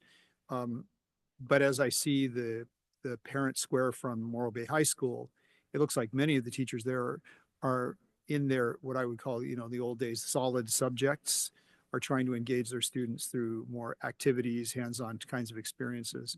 And so kind of how does that work? And is that up to the teacher? Do teachers collaborate on things like that? How do we get there so that the students will be more engaged in those courses where they might not find, which they might not find very exciting, but which are, as I think we're seeing, are completely relevant and completely critical for our students and their futures? I believe there are a couple different pathways to get to that more consistently across our instructional system. One pathway is through the instructional programming and curriculums that we purchase for our teachers to use as teachers' guides, and ensuring that those kind of recommended guidelines that we're handing as teachers' guides to brand new teachers really put at the forefront hands-on constructivist kind of lessons and not just busy drill kill work. Another avenue for that is exactly the teacher collaboration work that could, would, and should be happening through our PLC, which is our TCT, teacher collaboration time, and the staff development opportunities that our principals have to highlight and bring forward stars of good work in our schools and giving them an opportunity to shine on a pedestal. And then finally, our structured professional development as we move into planning for next school year, because again, hands-on engaging instruction was the top focus of our of the survey that we got from our parents and community for goal number 1. And so we are talking about creating a professional development plan for all of our teachers next school year that does specifically highlight hands-on activities and multiple modes of content delivered to children, as well as multiple modes that children can show what they know and can do in, kind of a UDL framework, Universal Design for Learning framework, that our students and teachers could be participating in. So there are several different avenues to encourage that kinds of hands-on across all curricular areas. And so it sounds like what you're talking about is we will be looking at ways to evaluate whether these things are successful and whether our efforts are successful in moving our classrooms more toward that relevant, engaging instruction and curriculum. Yes, for example, in today's work at Laguna, where the Slow High and Laguna teachers were visiting classrooms in Laguna Middle School, we were looking specifically at student engagement and opportunities for ownership. And what would it look like and sound like when students take ownership over the learning in the classroom and not just the teacher having all the ownership and demanding tasks in the classroom. So more of those kinds of opportunities for all of our teachers to engage in. And I'll just leave with a final comment. And I think that starts in elementary school. And I think where I've seen in elementary school classes, there are classes that essentially run themselves with the teacher as the teacher and facilitator.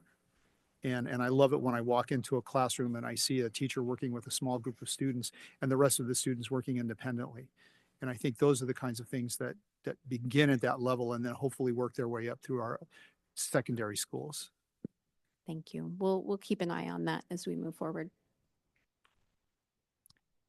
Okay, I don't want to belabor this topic because we do have other agenda items, but two things that I would say. One is I'm really delighted to see that DLAC and ELAC are actively encouraging greater participation. And I'm hopeful that that will be successful. I don't know how we as a district can help in that process. But I think because the LCAP, they are a specified group, we want them to participate. I know that we try to provide some food and some assistance with childcare so that parents can get out. But any other ways that you become aware of that we might be able to encourage greater participation, I think would be terrific. And then the other thing I would say is I am unclear, but because I can't speak directly to our audience participant, I don't know if the safety issue having to do with the bathrooms, I'm unclear if that's around vaping or smoking and students not wanting to be in the bathrooms because they don't want to be around those behaviors that they are not participating in, or if safety has to do with fights in the bathrooms, if we're talking about physical safety. So, Dr. Prater, if you do intend to follow up on the comments that were made, could you we pose that question? Yeah, Mr. Yes. Yeah, we're going to follow up and we'll update. Would you find out if there's a physical safety problem? Yep. Okay, thank you. Seeing no one else then, my computer went to sleep. Here we go. Item 8.02, don't go anywhere. Yep, it's more me. Can I ask one clarifying question, please, Ms. Rogers? So Certainly. is everyone on the board in agreement to move forward with the 3 goals as presented for this year's LCAP? Are there any concerns with moving forward with those No. goals? Okay, great. Thank you. Thank you. We will get writing and share action steps with you soon. Okay, so item 8.02, future ready and healthy technology implementation update. Yes, good evening, board. If you remember at the end of last springtime, it was brought to our attention by a handful of parents concerns about students misusing technology, specifically YouTube, in our schools. If you remember, right now, students in grades 3 and up have Chromebook devices in their classrooms in a classroom cart. And so the Chromebooks live at school and the children pull them out. We need them to be proficient in using these Chromebooks, both for their future employment, but also to conduct state testing. All of our state testing and accountability testing happens on Chromebooks. And so that's why one of the reasons why we have classroom carts of Chromebooks. In grades 7 through 12, post-pandemic, students receive Chromebooks to take home with them. Each child is distributed a Chromebook. We don't do Chromebook carts in the middle schools and high schools for a number of reasons. First of all, many of the students at middle school and high school are expected to do work outside of classroom. And if they didn't have a device to access the work, then how could they do their work at home? So it's important that students have a device to take home with them. Also, in the setting of a high school, it's some funky, complicated math. But if you think about it, each teacher's classroom sits empty for 1 period a day when they have their prep period. So to fill a high school or to fill a middle school with Chromebook carts in every classroom, like you do in elementary school, you actually have to buy 1/5 more of the Chromebooks because they sit there not used for 1/5 or 1/6 of the time. So it actually increases the cost of your Chromebook allocation dramatically. So at our 7th through 12th grades right now, students take their Chromebooks home with them. And what we had heard is that students were on their Chromebooks all night watching inappropriate content because, again, we have filters that block it at school, but it wasn't being, the students were having access differently at nighttime. So long story short, I'm telling you this because it prompted us to revamp and revisit and bring stakeholder groups into the conversation about what our technology implementation should be here in San Luis Coastal. So that's what I'm going to share with you tonight. The task force we brought together was to make recommendations regarding the various aspects of technology integration that can prioritize and balance student learning needs with their safety and their well-being. And at the outcome of the work, we wanted to have an updated instructional technology action plan. We knew we needed a more robust digital citizenship media literacy plan because we heard about all the cyberbullying and social media impacts and such. And so I'll talk more about that later. And then finally, we wanted to have really defined safe and appropriate use of technology for our staff and for our students. We brought together parents, students, teachers from elementary, middle, and high school and CTE teachers, principals. We had ISLA staff, also IS&T staff. We specifically invited SLCTA to send representation, as well as CSEA, our media library specialists, our CSEA. So we had them represented, as well as school library staff, because they are critical in our schools to overseeing technology and do a lot of the digital media instruction. The team met about 4 times, and we started by defining the problem or opportunity that was in front of us. We reviewed what the current vision and mission was. Kim Holmes, when she was here, had worked with the team right before her departure to start drafting a mission statement. So we reviewed that, and I gave them a little bit of homework to do some research. And then we divided up and we're looking at these different categories. Hardware and content filtering was an area of interest. AI and screen time, we had heard about being concerns. Cell phones at schools, apps and platforms.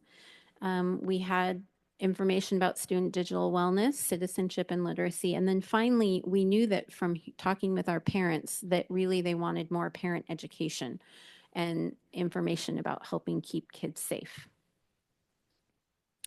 I also had the opportunity again to meet with the Student Senate on October 30th, which is a group of 5th through 12th graders.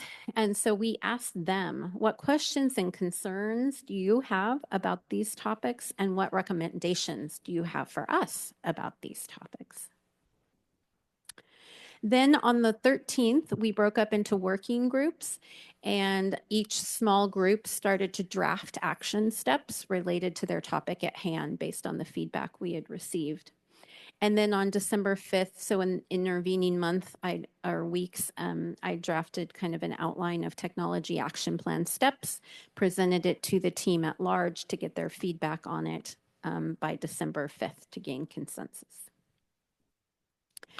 So this is the new vision statement for technology in San Luis Coastal. Students and staff will engage with technology in a responsible and innovative manner, fostering creativity while ensuring age-appropriate interactions and prioritizing safety and well-being. This approach prepares them for success both academically and in their future endeavors. Technology-based learning opportunities will require students to demonstrate effective collaboration skills and contribute meaningfully in a diverse and rapidly changing world. So there was a lot of ideas and buzzwords packed into that one statement, but the idea at hand is that technology does have a place in our classrooms, but it's a very specific application place in our classrooms, and that we want it, for students to be well prepared for the workplace and use it for collaboration and creativity, not just use it for busy work. So some of the exciting plan highlights and next steps the team is working on. For example, one thing we heard loud and clear is that parents were like, hey, if your kid's going to bring the Chromebook home, I want some say in what goes on that Chromebook at home with me at night. And so we found out that one of the tools we were already using called Lightspeed, that is content filtering for us, has a parent portal. And so parents have the ability to turn off and turn on certain apps on the Chromebook when it's at home with the students. And so later on this week, the information just went out to staff today. Jeremy said that he had 16 new parents, which must be staff members, sign up for the Lightspeed Parent Portal already today. We also are eliminating all student access to social media sites through their district device. Previously, our middle schoolers and our high schoolers could get to some social media apps. And based on the work of the technology team, we did not feel that was appropriate. So also, on the 4th, this Friday, we'll be closing off access to all those social media apps for students. CSBA has come out with 4 to 6 different artificial intelligence related board policies. And so those are going to be moving through our board policy subcommittee and coming to you shortly.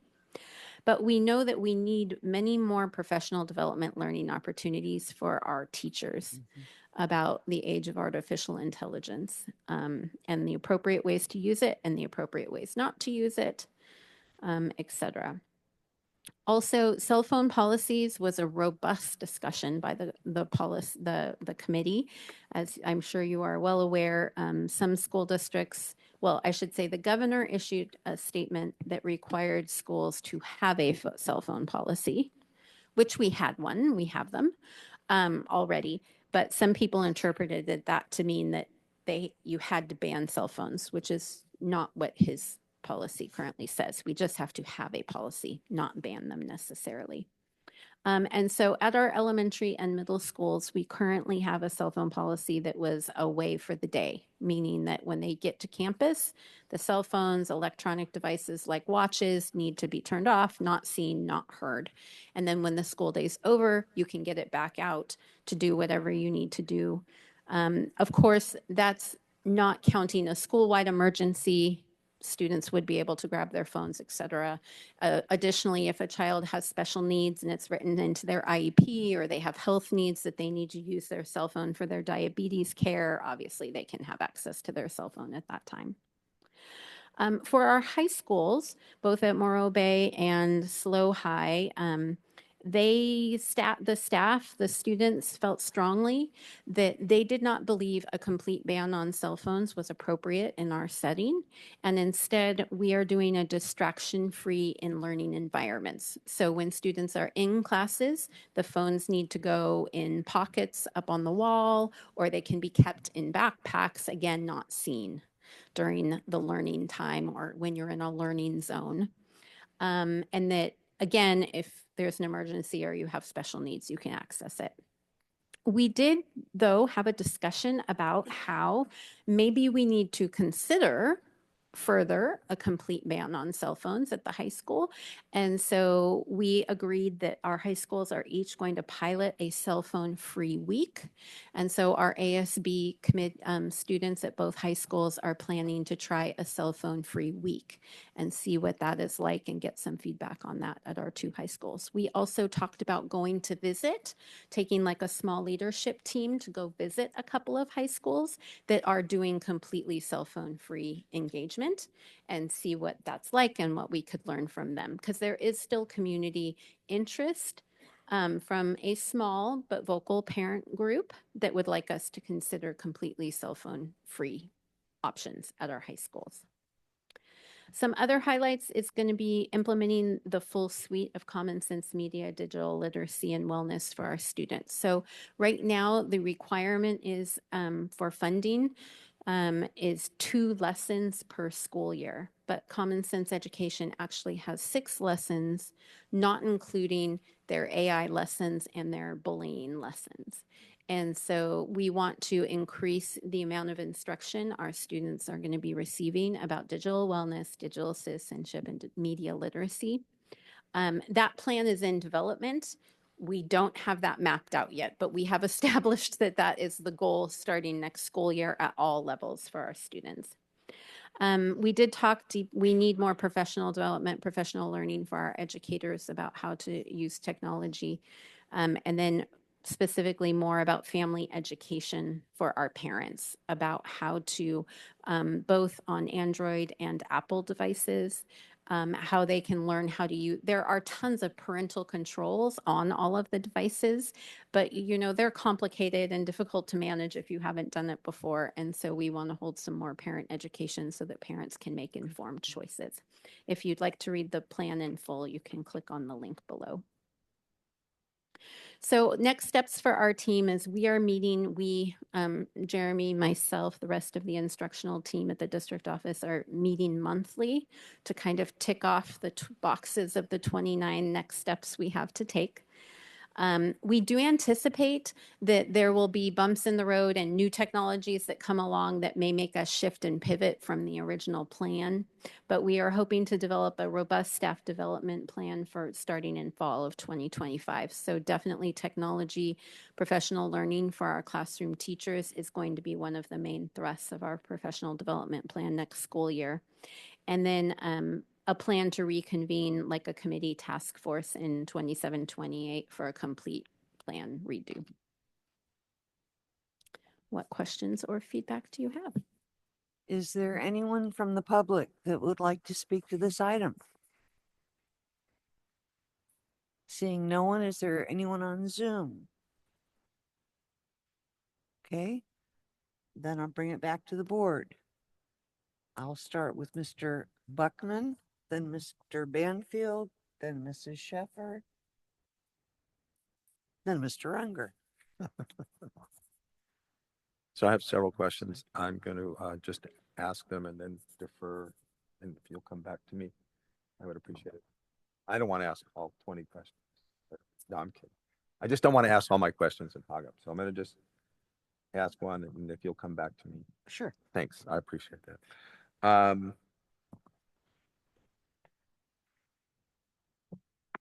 I'm a little confused right now because you did send out an email saying you were going to cut all social media within the district entirely. But when you look at the task force report, it lists social media that's acceptable for students, and then by grade level, and then social media that's acceptable for staff. And so my understanding was that's what was going to be available on sites. It will continue to be available to staff. The ones that used to be available to students will no longer be available starting April 4th. So the ones that were the task force recommended to have available will no longer be available. They did not recommend having those available. Those were what were currently available when the task force started meeting. Okay. And we shared with the task force, this is currently how the social media is set up in our school district. Okay. Do you agree with it being set up this way, or do you recommend changes? You're talking to me? No, Oh, okay. that was what was posed. That was what was posed to the Technology Task Force and Okay. the Student Senate. All And right. resoundingly, the feedback was, no, students don't have a reason to Right. need to access social media. Okay. The reason why it makes sense to allow staff to access social media is because we do communications for some clubs and activities and promote certain things. So staff needs accounts to be able to do promotion. Okay. So that answers that question. I'd just like to sort of publicly mention that the perception may still be that Facebook is kind of cool as a social media platform, but as I understand it, there was a time just 6 months ago that Facebook was monitoring their own system, and after the politics changed, they have decided to no longer monitor through their own system. So I just want to mention that it's whatever you thought it was, it's not anymore. So I'm really glad, because I thought that Facebook was still going to be available.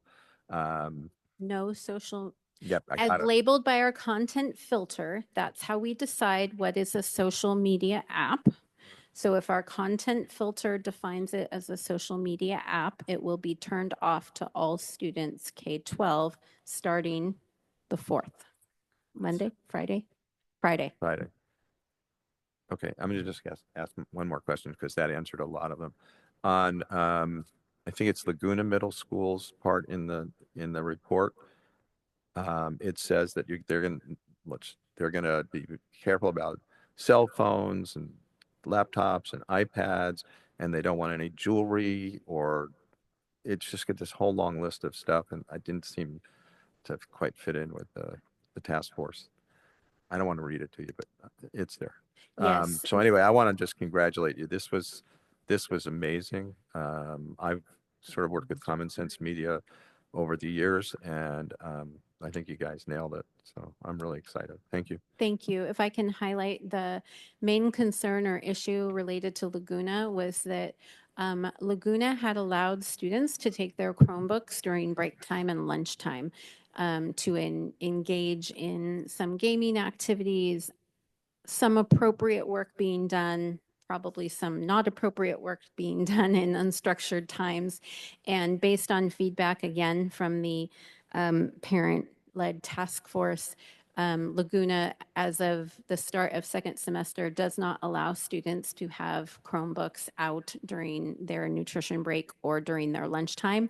And an interesting, wonderful corollary is that the repair work at Laguna on Chromebooks has been significantly reduced now that the Chromebooks are not out during the unstructured time. Sure. So we're finding many benefits to Chromebooks need to be away during unstructured times. I don't recall the lineup, so. It I was hope- Mr. Banfield, and then Mr. Ms. Banfield. Sheffer, and then Mr. Unger, and then Mrs. Baltodano. By way of shout out, Morro Bay auto shop teacher Richie Wimmer is really sharp about how he has he has the little phone pocket thing, and he's so sharp. He's told me this. He knows when a child has brought another phone, and he'll come and say, "Now, Susie, this isn't your regular phone, is it?" So he can catch them right there. But he's really insistent on that, mostly because the environment needs to be hazard free, and a kid on a phone in an auto shop spells accident. So anyway, I just wanted to share that.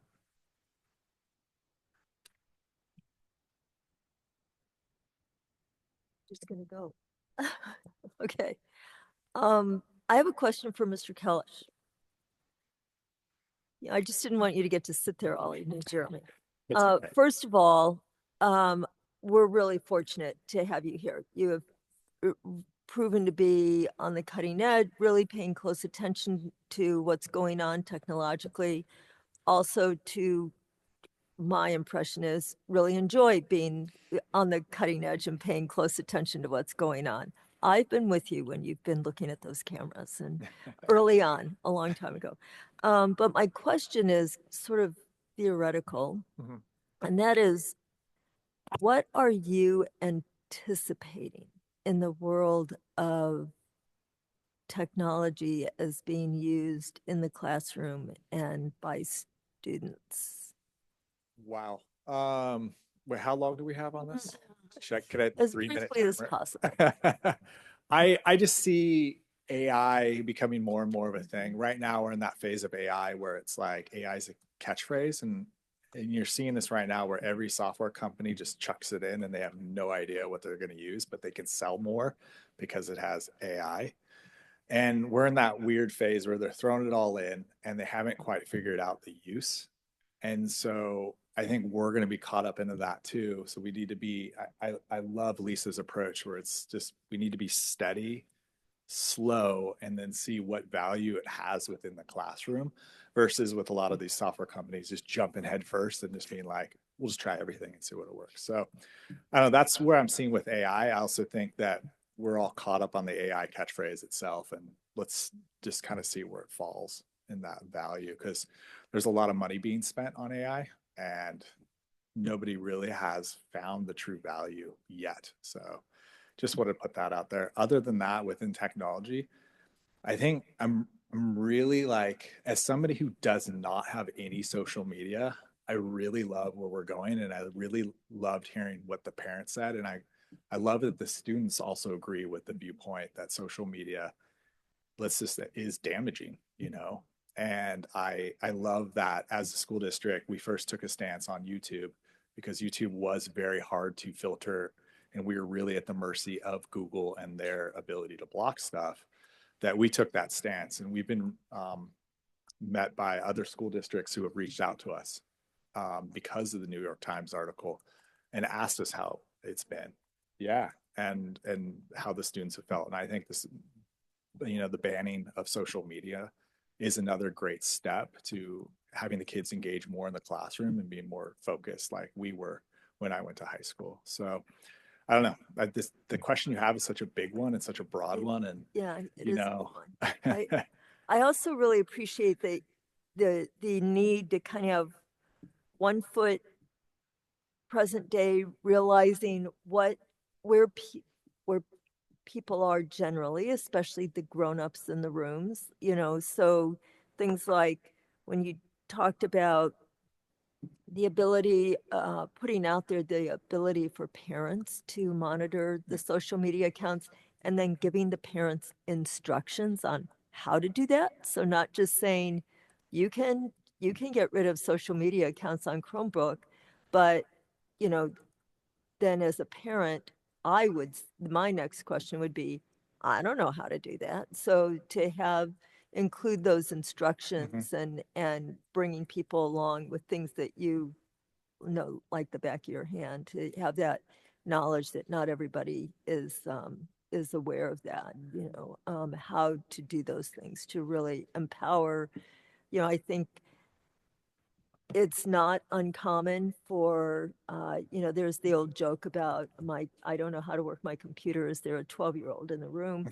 You know, is kind of the feeling that a lot of adults have, that I don't know how to do this, only my kid knows how to do this, and that's scary because I have no idea, is empowering the parents with a deeper knowledge of what's going on and keeping up with those trends and keeping up with how to know if your kid is secretly using, you know, has figured out backdoors in, you know, to Mr. Banfield mentioned the cell phone, you know, second cell phone, that kind of thing is what parents need to know to help keep their kids safe on technology. And even with AI, I was looking at something in a newspaper recently, and the comment section said, these comments have been summarized by AI.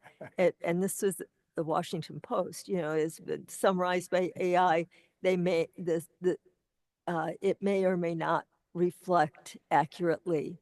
So it's like, well, why am I even reading that? I'll just go read the comments, you know. But if I hadn't read to the bottom of that, I would have thought, oh, well, now I don't need to go any deeper. This is what it's saying. So that knowledge of AI being in its infancy and what it's capable of and not capable of. So thank you. Thank you. I would like to add that in working with our parents, they were very clear that they want students to use technology when it's doing something that pencil and paper can't do. But they are very concerned about the amount of screen time overall, and even instructional products that require our students to mindlessly be on a screen or not be engaged in active instruction with a teacher or not be engaged in an actual collaborative project with other peers. And they want us to ensure that technology is being used only when it is the appropriate tool that is required to do whatever task is at hand for our students. Well, I sure know that the AI I've been using when I ask specific questions is really helpful.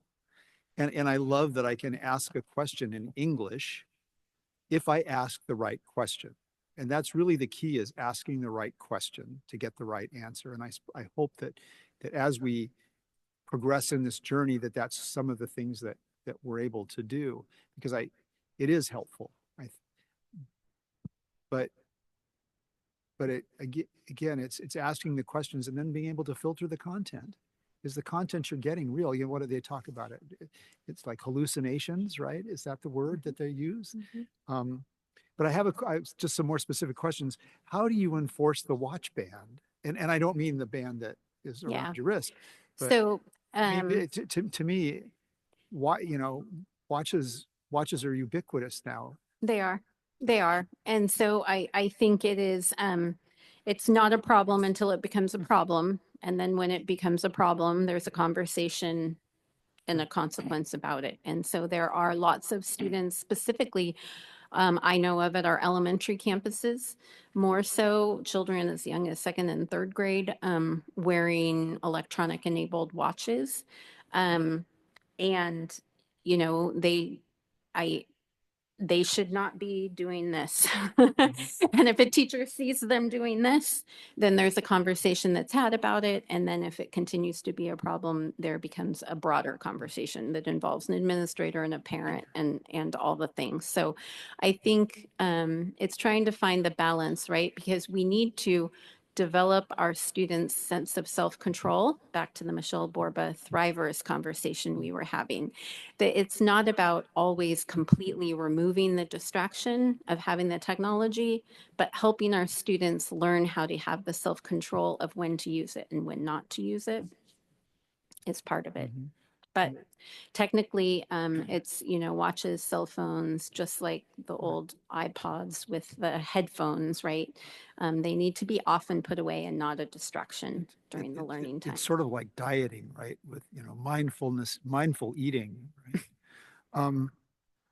I also have to laugh because I think about our students, and if they can figure out a way to get around.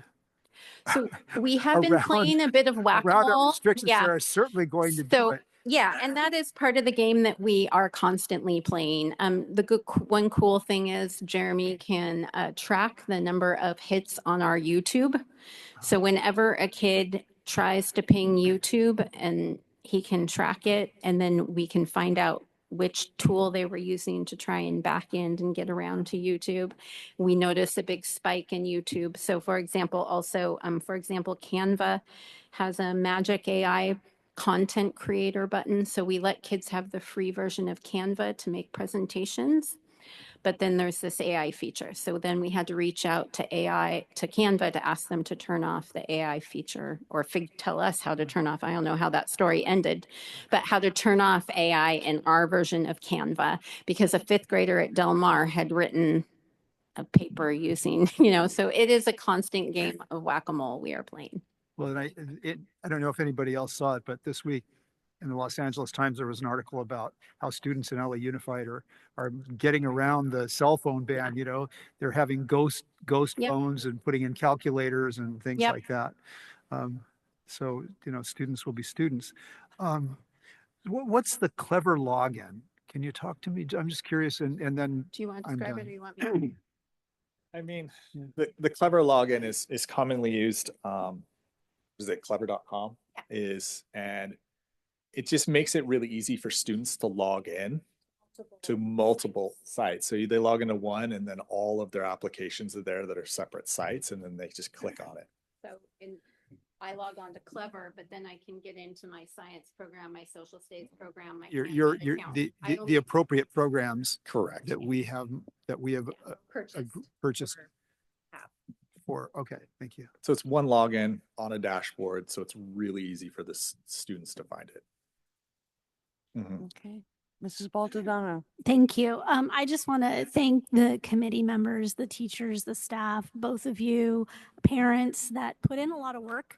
This is, I mean, any one of the topics that you set out to cover is, you know, seminar, conference length amount of work, right? And you were able to cover a lot in one document. I just am a little unclear. Well, one thing is that the page that links to the full plan, that link is not working for me. I don't know if it I'm worked for sorry. anyone else.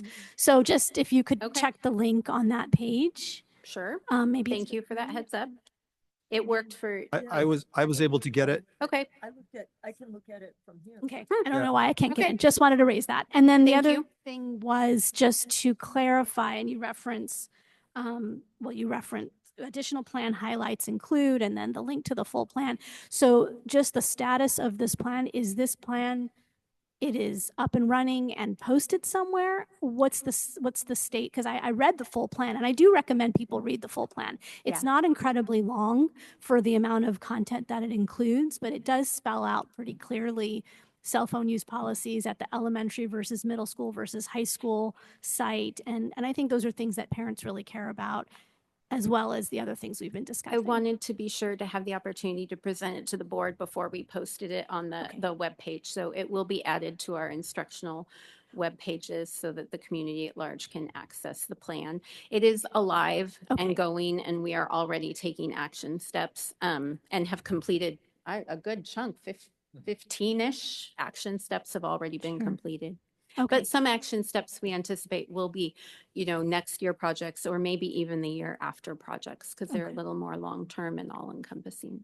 Okay, well, thank you. And again, just gratitude and also encouragement of members of the community to just read the plan. It's helpful and it's well done. Thank you. Okay, I think seeing no further comment, we'll move on to item 8.03, secondary course approval. Mr. Neff.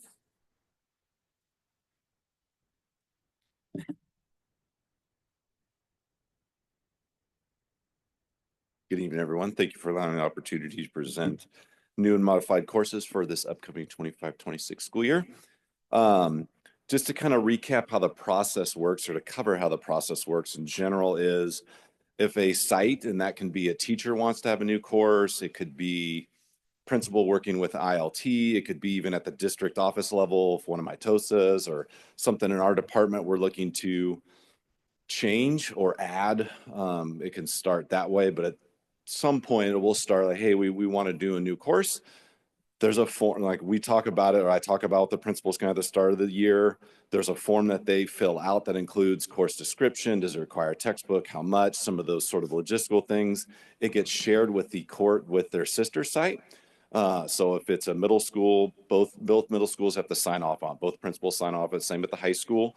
Once that's all filled out and signed off, then it's sent up to our office, and then myself and my team sit down and go through each one, and then go course by course, request by request, ask sites questions if there's clarifying questions. A lot of times, especially this year, probably more because I'm new, and continuing to learn kind of the history and the background. So it's wonderful to have Jane and Marcy there who know a lot of that. So I'll go back to, if it's, you know, Mr. Dixon and Mr. Scaldi, or if it's Mr. Minor or Ms. Contreras, hey, what's this, what's that, that sort of thing. Once they're all approved, then they would come up and then come here. Simultaneously, they will also then, if they're an A through G course, site will submit it to the A through G portal for submission. There's a window starting in February that then goes through June to get it approved by College Board for A through G approval.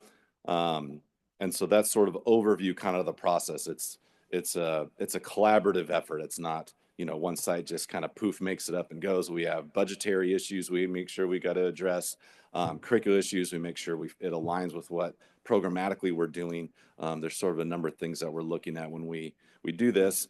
And so then courses can either be a modification, there's a change that they need to do. They can be literally a new course. It may be something that's never been in existence. You'll see one of our courses here is a new AP course. That is a new AP course. Literally, College Board just came out with it. So like they did with the AP pre-calculus that didn't exist when I was at AG, right? Used to just be pre-calculus. So sometimes those things come up as well. And so we'll go through that process to make sure that they're where they need to be. And so you can have a course, it's multifaceted. You have instruction in the classroom and for offerings at a school, right? I've always talked about opportunities for kids, right? We want opportunities for kids, and that comes through course offerings. So it can be for that we look at, but it's also, there's CalPads. So CalPads is a state reporting system that includes all sorts of things about student data, includes every course has a corresponding CalPads number that associates it with a curricular sort of topic or pathway, can relate to CTE, that goes back to that goes into HR, Dr. Buccia, that looks at every single assignment if a teacher's credentialed properly. All kinds of things go on when we say we're going to do a new course, right? It's not just, okay, who's the teacher and what's the textbook, right? We have to make sure it aligns in the portal, all these things. So that's all part of what we coordinate when we do this. So there's a lot to it. And so part of that is also as these courses get approved, we're working with the sites. Often it's one of the APs is doing the portal, managing the portal for them for their site. We also, like Jane Hawley for myself at the district end, works in the A through G portal, the College Board portal. Looking at that, we have Jamie Fazio in Jeremy's department that makes sure the CalPads and the course numbers are accurate, that works in with my secretary. So there's a number of sort of boxes we have to look at and check and make sure, if it's a name change, if it's a new course, all these things are getting done so it's done right. Love to say it's 100% perfect all the time. It's not. We get feedback both we find internally from ourselves. We collaborate quite a bit as a curriculum department with other curriculum departments in the county. We contact our neighbors both north and south of us because oftentimes they're doing similar courses or similar things. What are they doing for, particularly different personal finance or maybe ethnic studies or some of these new courses coming up, and coordinate, make sure we're all, doing the same, make sure we're doing it right as best we can. We'll utilize parent feedback. We have wonderful parents that are very knowledgeable about different facets of new courses and how it works either in the portal for A through G requirements, all these sort of things. And so we continually work to refine and make sure they're as accurate as possible. I presented in the fall, one of my presentations included about, it used to be called California Colleges.edu, is now the CCGI, which is now really state saying this is how all students will apply for college, access their FAFSA, kind of be that one-stop shop for career exploration, starting even in middle school, all the way through post-secondary. And so we have been a CCI district. We were one of the early adopters. So I think this is our 8th year of being involved in it. So we work with them because they provide us information and reports on, hey, these are possible mismatches in your courses with the portal or different things. And so we have kind of various tools or resources we utilize to make sure we're getting all these things assembled properly. It can be more complicated than it may seem. So it takes a lot of coordination. So with that kind of gives sort of in a pretty quick nutshell, but a synopsis of kind of how all these things were putting together when we want to do a new course. And that would be even separate from to consider a textbook adoption is a whole nother process that has board policy that guides that. Ms. Shepard went through, for 6th grade. We follow the same process in the secondary too, right? So that's its own piece, our own process that we do that can include new courses. But coming back to the things here, in terms of the new courses or modified courses, you see kind of some highlights or overall, some of them are aligning them to Prop 28 so we can utilize, you'll see kind of in the Los Osos middle school courses, those help us better align the Prop 28 to utilize those funds. Some of them are aligning with with CTE stuff. So what used to be horticulture is really floriculture. And so we're changing it to be better properly named and better aligned with some of those pathways. And then some of them are also just new courses that have come up. And so you'll see things like organic chemistry at SLO High School will be offering. We have AP African Studies that I mentioned a little bit ago. We have integrated science, as part of our newcomer program. And so that is really cool because that will be an A through G approved course that will allow our newcomer students to potentially, if they can complete it all, meet A through G requirements, which previously you would not really think of that as possible. So we're trying to do things as well to remove, I would say, our barriers potentially for kids, right? And so that is a really new, cool thing as part of our newcomer program, doing at SLO High School to do that. And so you look at those things, you see a couple PE classes that are newer opportunities for students to earn PE credit in sort of, I would say, more new and innovative ways. And in our PE departments of both schools looking at, okay, we have pathways for our kids that are athletes and things like that, right? We're allowing them to get PE credit if they're playing sports and make it to CIF, but we do have kids that don't play sports or maybe don't do enough. And so, allowing other, I'd say, more progressive opportunities, different ways of kids meeting PE requirements. And overall, PE is about fitness for life, right? Learning things to be fit after you're done with school. And so I think it's cool that our sites are looking at ways of engaging kids in maybe some different type of activities that they may learn to love and do after they graduate and are healthier for it. So you see some of those new courses as well. Biggest piece I think to keep in mind is offering is dependent on enrollment, right? Our master scheduling at the secondary level is dependent upon student enrollment and student choice, especially in the electives, right? And so we will offer things and have them available. They may not run. If they don't have enough student signups, they don't run, but they're available. They'll try them again the next year, right? So we try to meet that student choice piece with it. And so while these courses come through and they get approved and they're available, is always dependent on student enrollment, and that is kids are signing up in the spring and master scheduling happens and kind of now through summer, right? And so that's a piece to keep in mind with new course offerings, is whether we actually come fall see them happen and kids are in seats in those classes, depending on what kids sign up for. But again, one of my big things I've always said is about opportunities and choices for kids.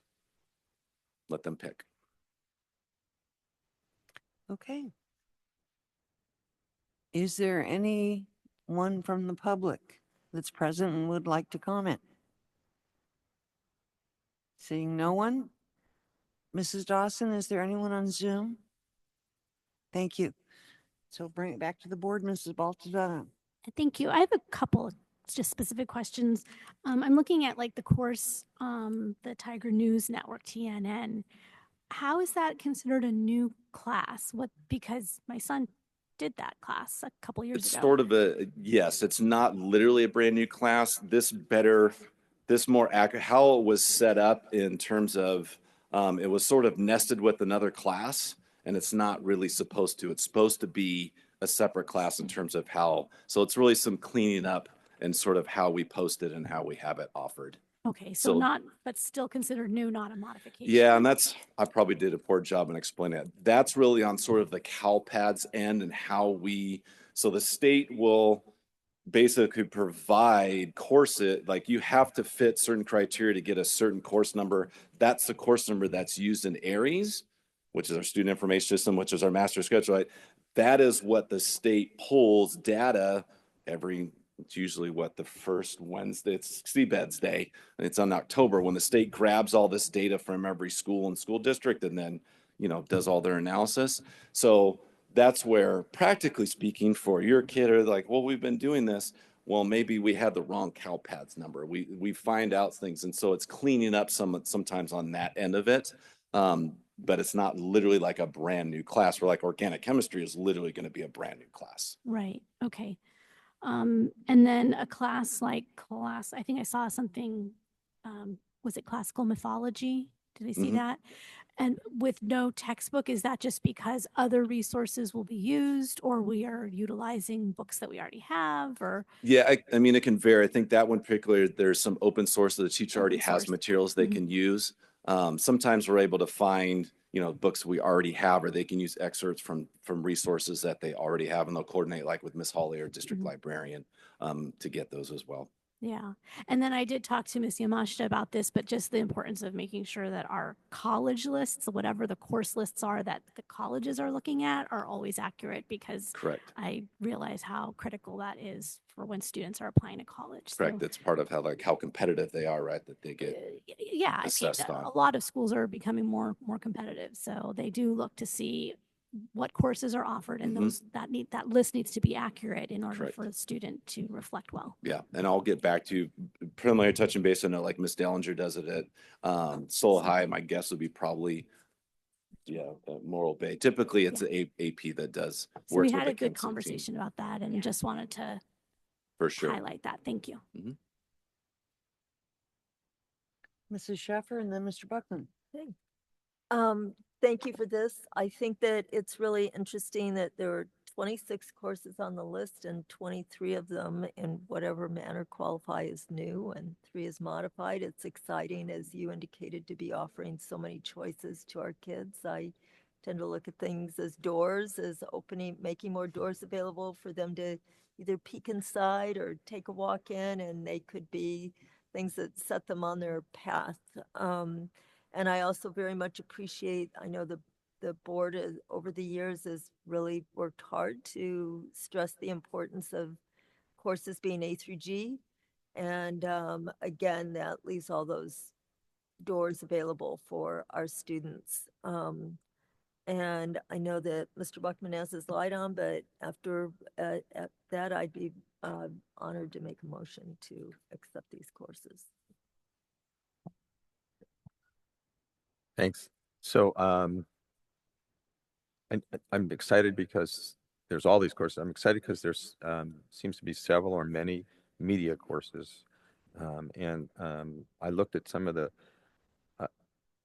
looks like the curriculum that we're going to be teaching, and we're going to teach, pagination, and we're going to teach communication. What I thought was missing, and it may be there, is the ethics of being the media, of using cameras, of doing yearbooks. And it's just so important. And just in particular in public schools, my understanding is you can't take a picture of a student unless there's permission. And the use of drones, we just had somebody arrested down in Lompoc for flying a drone over Lompoc, the military base. And so there's just, I think I'm hoping that within these courses, there's a section on the ethics of what we're teaching. Yeah, I'll double check. I'm sure Okay. they'll deal Thanks. with just some of the rules around that for sure. Oh, okay. I just have a quick comment and then you can make the motion. It's Mrs. Sheffer did the counting for me. So we have 26 either new or modified course offerings here. A lot of them appear to be really interesting. And I think that they'll be well received. I just wanted to note that out of the 26, there is only one, and that would be at Morro Bay High School, that is 60% site funded and 40% ISLA funded. Yeah. And the balance, the 25 other courses, are either funded by CTE grant or the cost is, there is no attendant cost to them. Correct.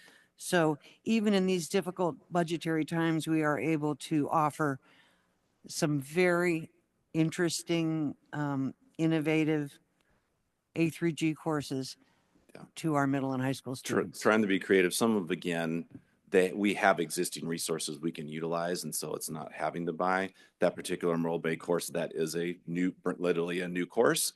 And it's something they're trying to do for a number of reasons that I think are great. It allows an AP option that freshmen can take. It does allow, it can act as the ethnic studies requirement as well. So high school is interested in it. Morro Bay is kind of willing to pilot it because they have a particular teacher, and even one of their assistant principals has a pretty big background and experience being in Washington, D.C. and working in some of the schools there. And so it was kind of a deal I made with the principal, like, hey, okay, let's let's see what we can do and see if kids sign up for it. And so that's where that sort of kind of funny piece came up with. I said I'd work out with them. The other ones, yeah, CT, we have separate CT funding that support that, right? And then the other ones, we have existing materials. But it was one of the primary questions is there an added cost to this, knowing that we're in, budget restriction times. And so we have to be judicious about what we're spending money on, but we try to be creative when we can.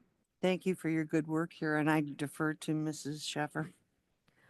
Thank you. I would like to make a motion that we approve the courses as set out in item 8.03, secondary course I approval. second the motion.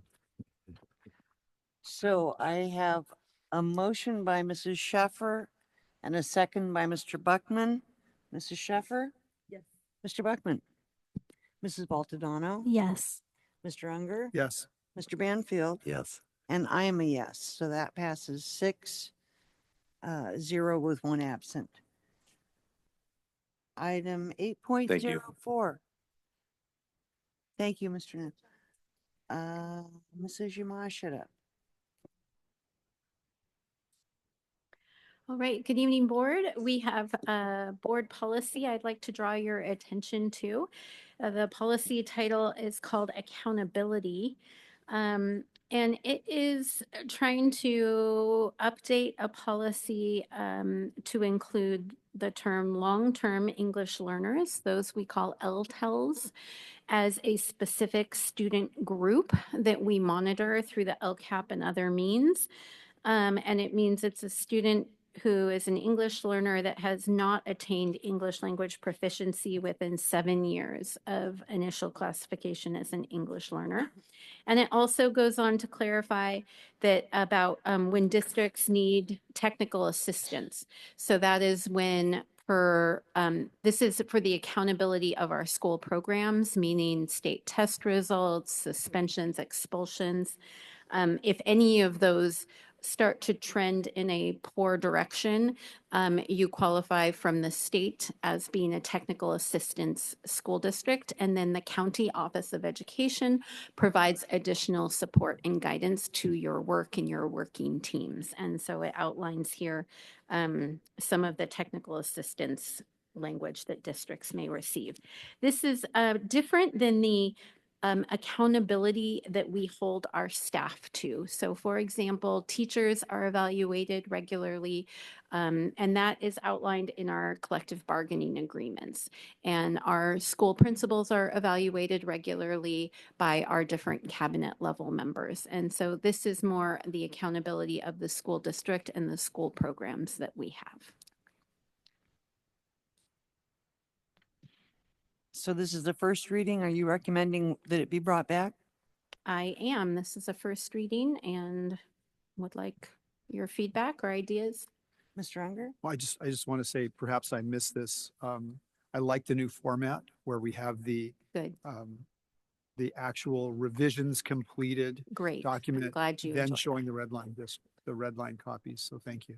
Yeah, thank you. Shout out to Deb Maxwell, my assistant, who's new this year, is helping us create some new systems electronically, tracking where things are in the system, but also making sure that when the board reviews it, there's more clarity around what the final product would be. And if you have questions, you can refer to the red line versions. So then are we in agreement that we'll bring this back at the next meeting for approval? Seeing no objection. Let's move on to item 8.05, proposed revision to board policy 1321, solicitation of funds from and by students. Yes, thank you. This again is a CSBA recommended update. It is talking about how we solicit of students on behalf of a school or charitable organizations, meaning our PTOs, our booster clubs, etc. And some of the changes include written approval can be required for sales or solicitations if some of the money raised is going back to the organizers. So for example, if you're selling wrapping paper, for example, and then you have to pay for the wrapping paper and you only get part of the proceeds. Those have to be approved by a designee of the superintendent ahead of time. We also specifically, the board policy subcommittee wanted to ensure that it's clear that solicitations are made on behalf of the school or charitable organization. Students shall not be barred from participating in an event or activity if they didn't do the fundraising. So participating in school fundraising is entirely optional. And similarly, we want to ensure that potential donors, including our parents and guardians or other members of our community, should not be unduly pressured to contribute to our school system or charitable organizations. So we want to really emphasize that participation for donations is always voluntary. Thank you. This is a first reading. Oh, Mr. Yep, Banfield. it is a first reading. Has that ever been a problem where there've been? I'm not aware of it being a problem. I think there are times where some of our parent leaders who may have less experience or knowledge in this area may use verbiage to encourage student participation. We might not go on the trip if we don't raise X, Y, and Z number of dollars. That would make children feel anxious about having to bring in X, Y, or Z. Well-intentioned, but not great for students. Mrs. Baltadano. Along those lines, I was wondering how this would play out in a situation where, for example, the 9th grade, 10th grade, 11th grade, 12th grade are going to have a competition about who's raising the most or donating the most items or whatever. And so I'm wondering how that plays out. And I think about it also in the context of which elementary school class raises the most for the walkathon, gets a pizza party. And so that's always been concerning to me from an equity perspective. And I'm wondering how that squares with this policy. I don't know that this policy necessarily directly addresses those kinds of competitive spirit motivational strategies, except that I hope or believe that by approving this policy, the next step would be we put it in our ISLA update for our principals to all discuss, and then we can have our principals take it back to their booster clubs and ask them to review it with their booster leaders, as well as I can review it with the parent leader group when we meet to talk with the leaders of our fundraising organizations and remind them how important it is to be very explicit that no child shall be left out and that we don't want to pressure people to engage in these activities. So I think those are two ways we can address it. Okay, then. Yeah, I mean, I think it's maybe a slightly different issue, but it does get to this. And I'm just wondering if the policy can account for that. Do you have a recommendation, not off the change top of you'd my like the head. board to consider? I'd have to kind of wordsmith and think about it, but I think that it goes along the lines of not pressuring a student to have to participate. So I think it's worth considering. Absolutely. And what Mrs. Baltadano is talking about, would that be part of a policy or would that be an administrative regulation? Yeah, they are. Okay. Yeah, that's a very good point, Mr. Unger. I think it could definitely land in an administrative regulation, although I'm not sure off the top of my head. I'd have to check and see if we have the accompanying administrative regulation for this policy. Not all of our policies do have an AR, so I would need to check on that, but that's something we certainly can look at before the second reading. Okay, then this is a first reading. Are you recommending that it be brought back? I am. Thank you. Is the board in agreement? Seeing no objection, then thank you very much, Mrs. Yamashita. You've been up there a lot. I know. You're welcome. Okay, moving on to the action consent agenda. Please let me know if you would like anything pulled. Item 9.01, approval of. I'd like that pulled, please. Okay. That's approval of certificated and classified personnel items. 9.02, approval of purchase orders. 9.03, approval of warrants and payroll.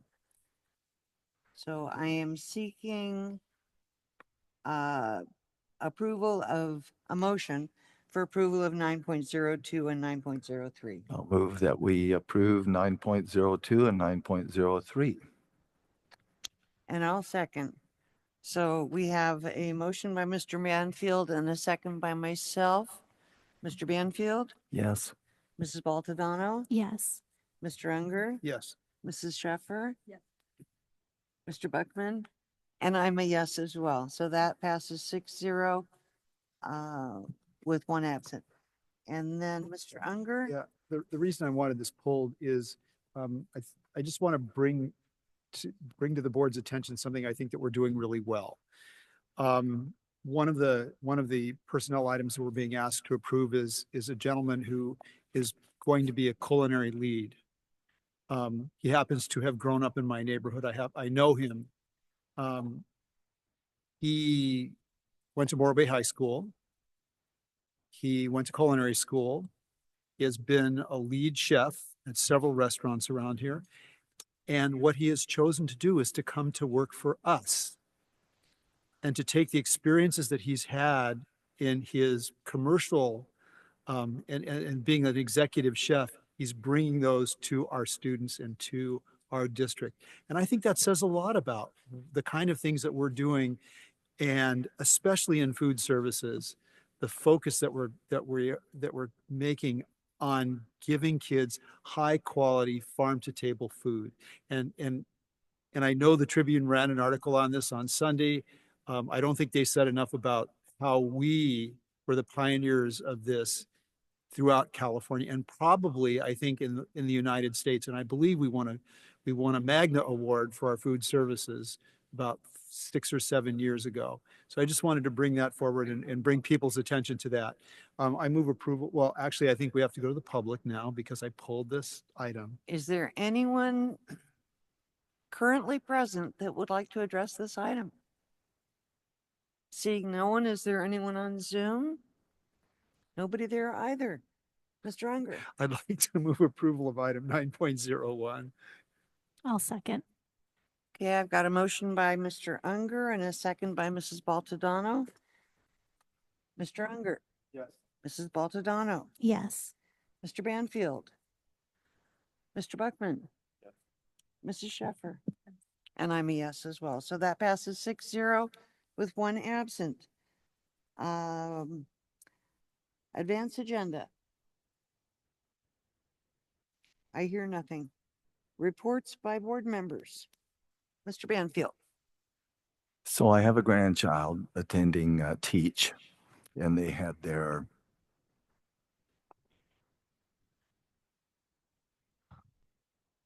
not employment day, career day. Yes. And it was interesting, you know, the architects and the tech people, they had, you know, in their board, they had average starting salary and, you know, 100,000, blah, blah, blah. And then I went around and I saw some others, and there was a couple of kids that wanted to be teachers. They didn't have anything about money. And I said, that's true. Why do you want to be a teacher? Well, because I like helping people. That just brings it all back, doesn't it? It's wonderful. Thank you. Let's see, Mrs. Sheffer, then Mr. Unger. I just wanted to give a couple of sort of things to be that I'm feeling grateful for in these sort of times that feel challenging sometimes. That we talk a lot about the tough issues and in the work we do. And one, as Dr. Prater mentioned earlier, it has to do with Monarch Grove and Pacheco, that when we hear from folks in correspondence and when we tackle as a board and as just as a district, we tend to think about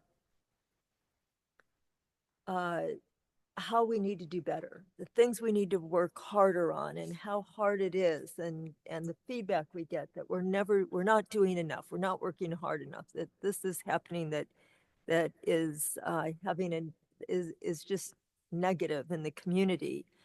And when I was going through the agenda over the weekend, it was just so wonderful to think, it brought me up short to think, wait a minute, we're doing some things really well.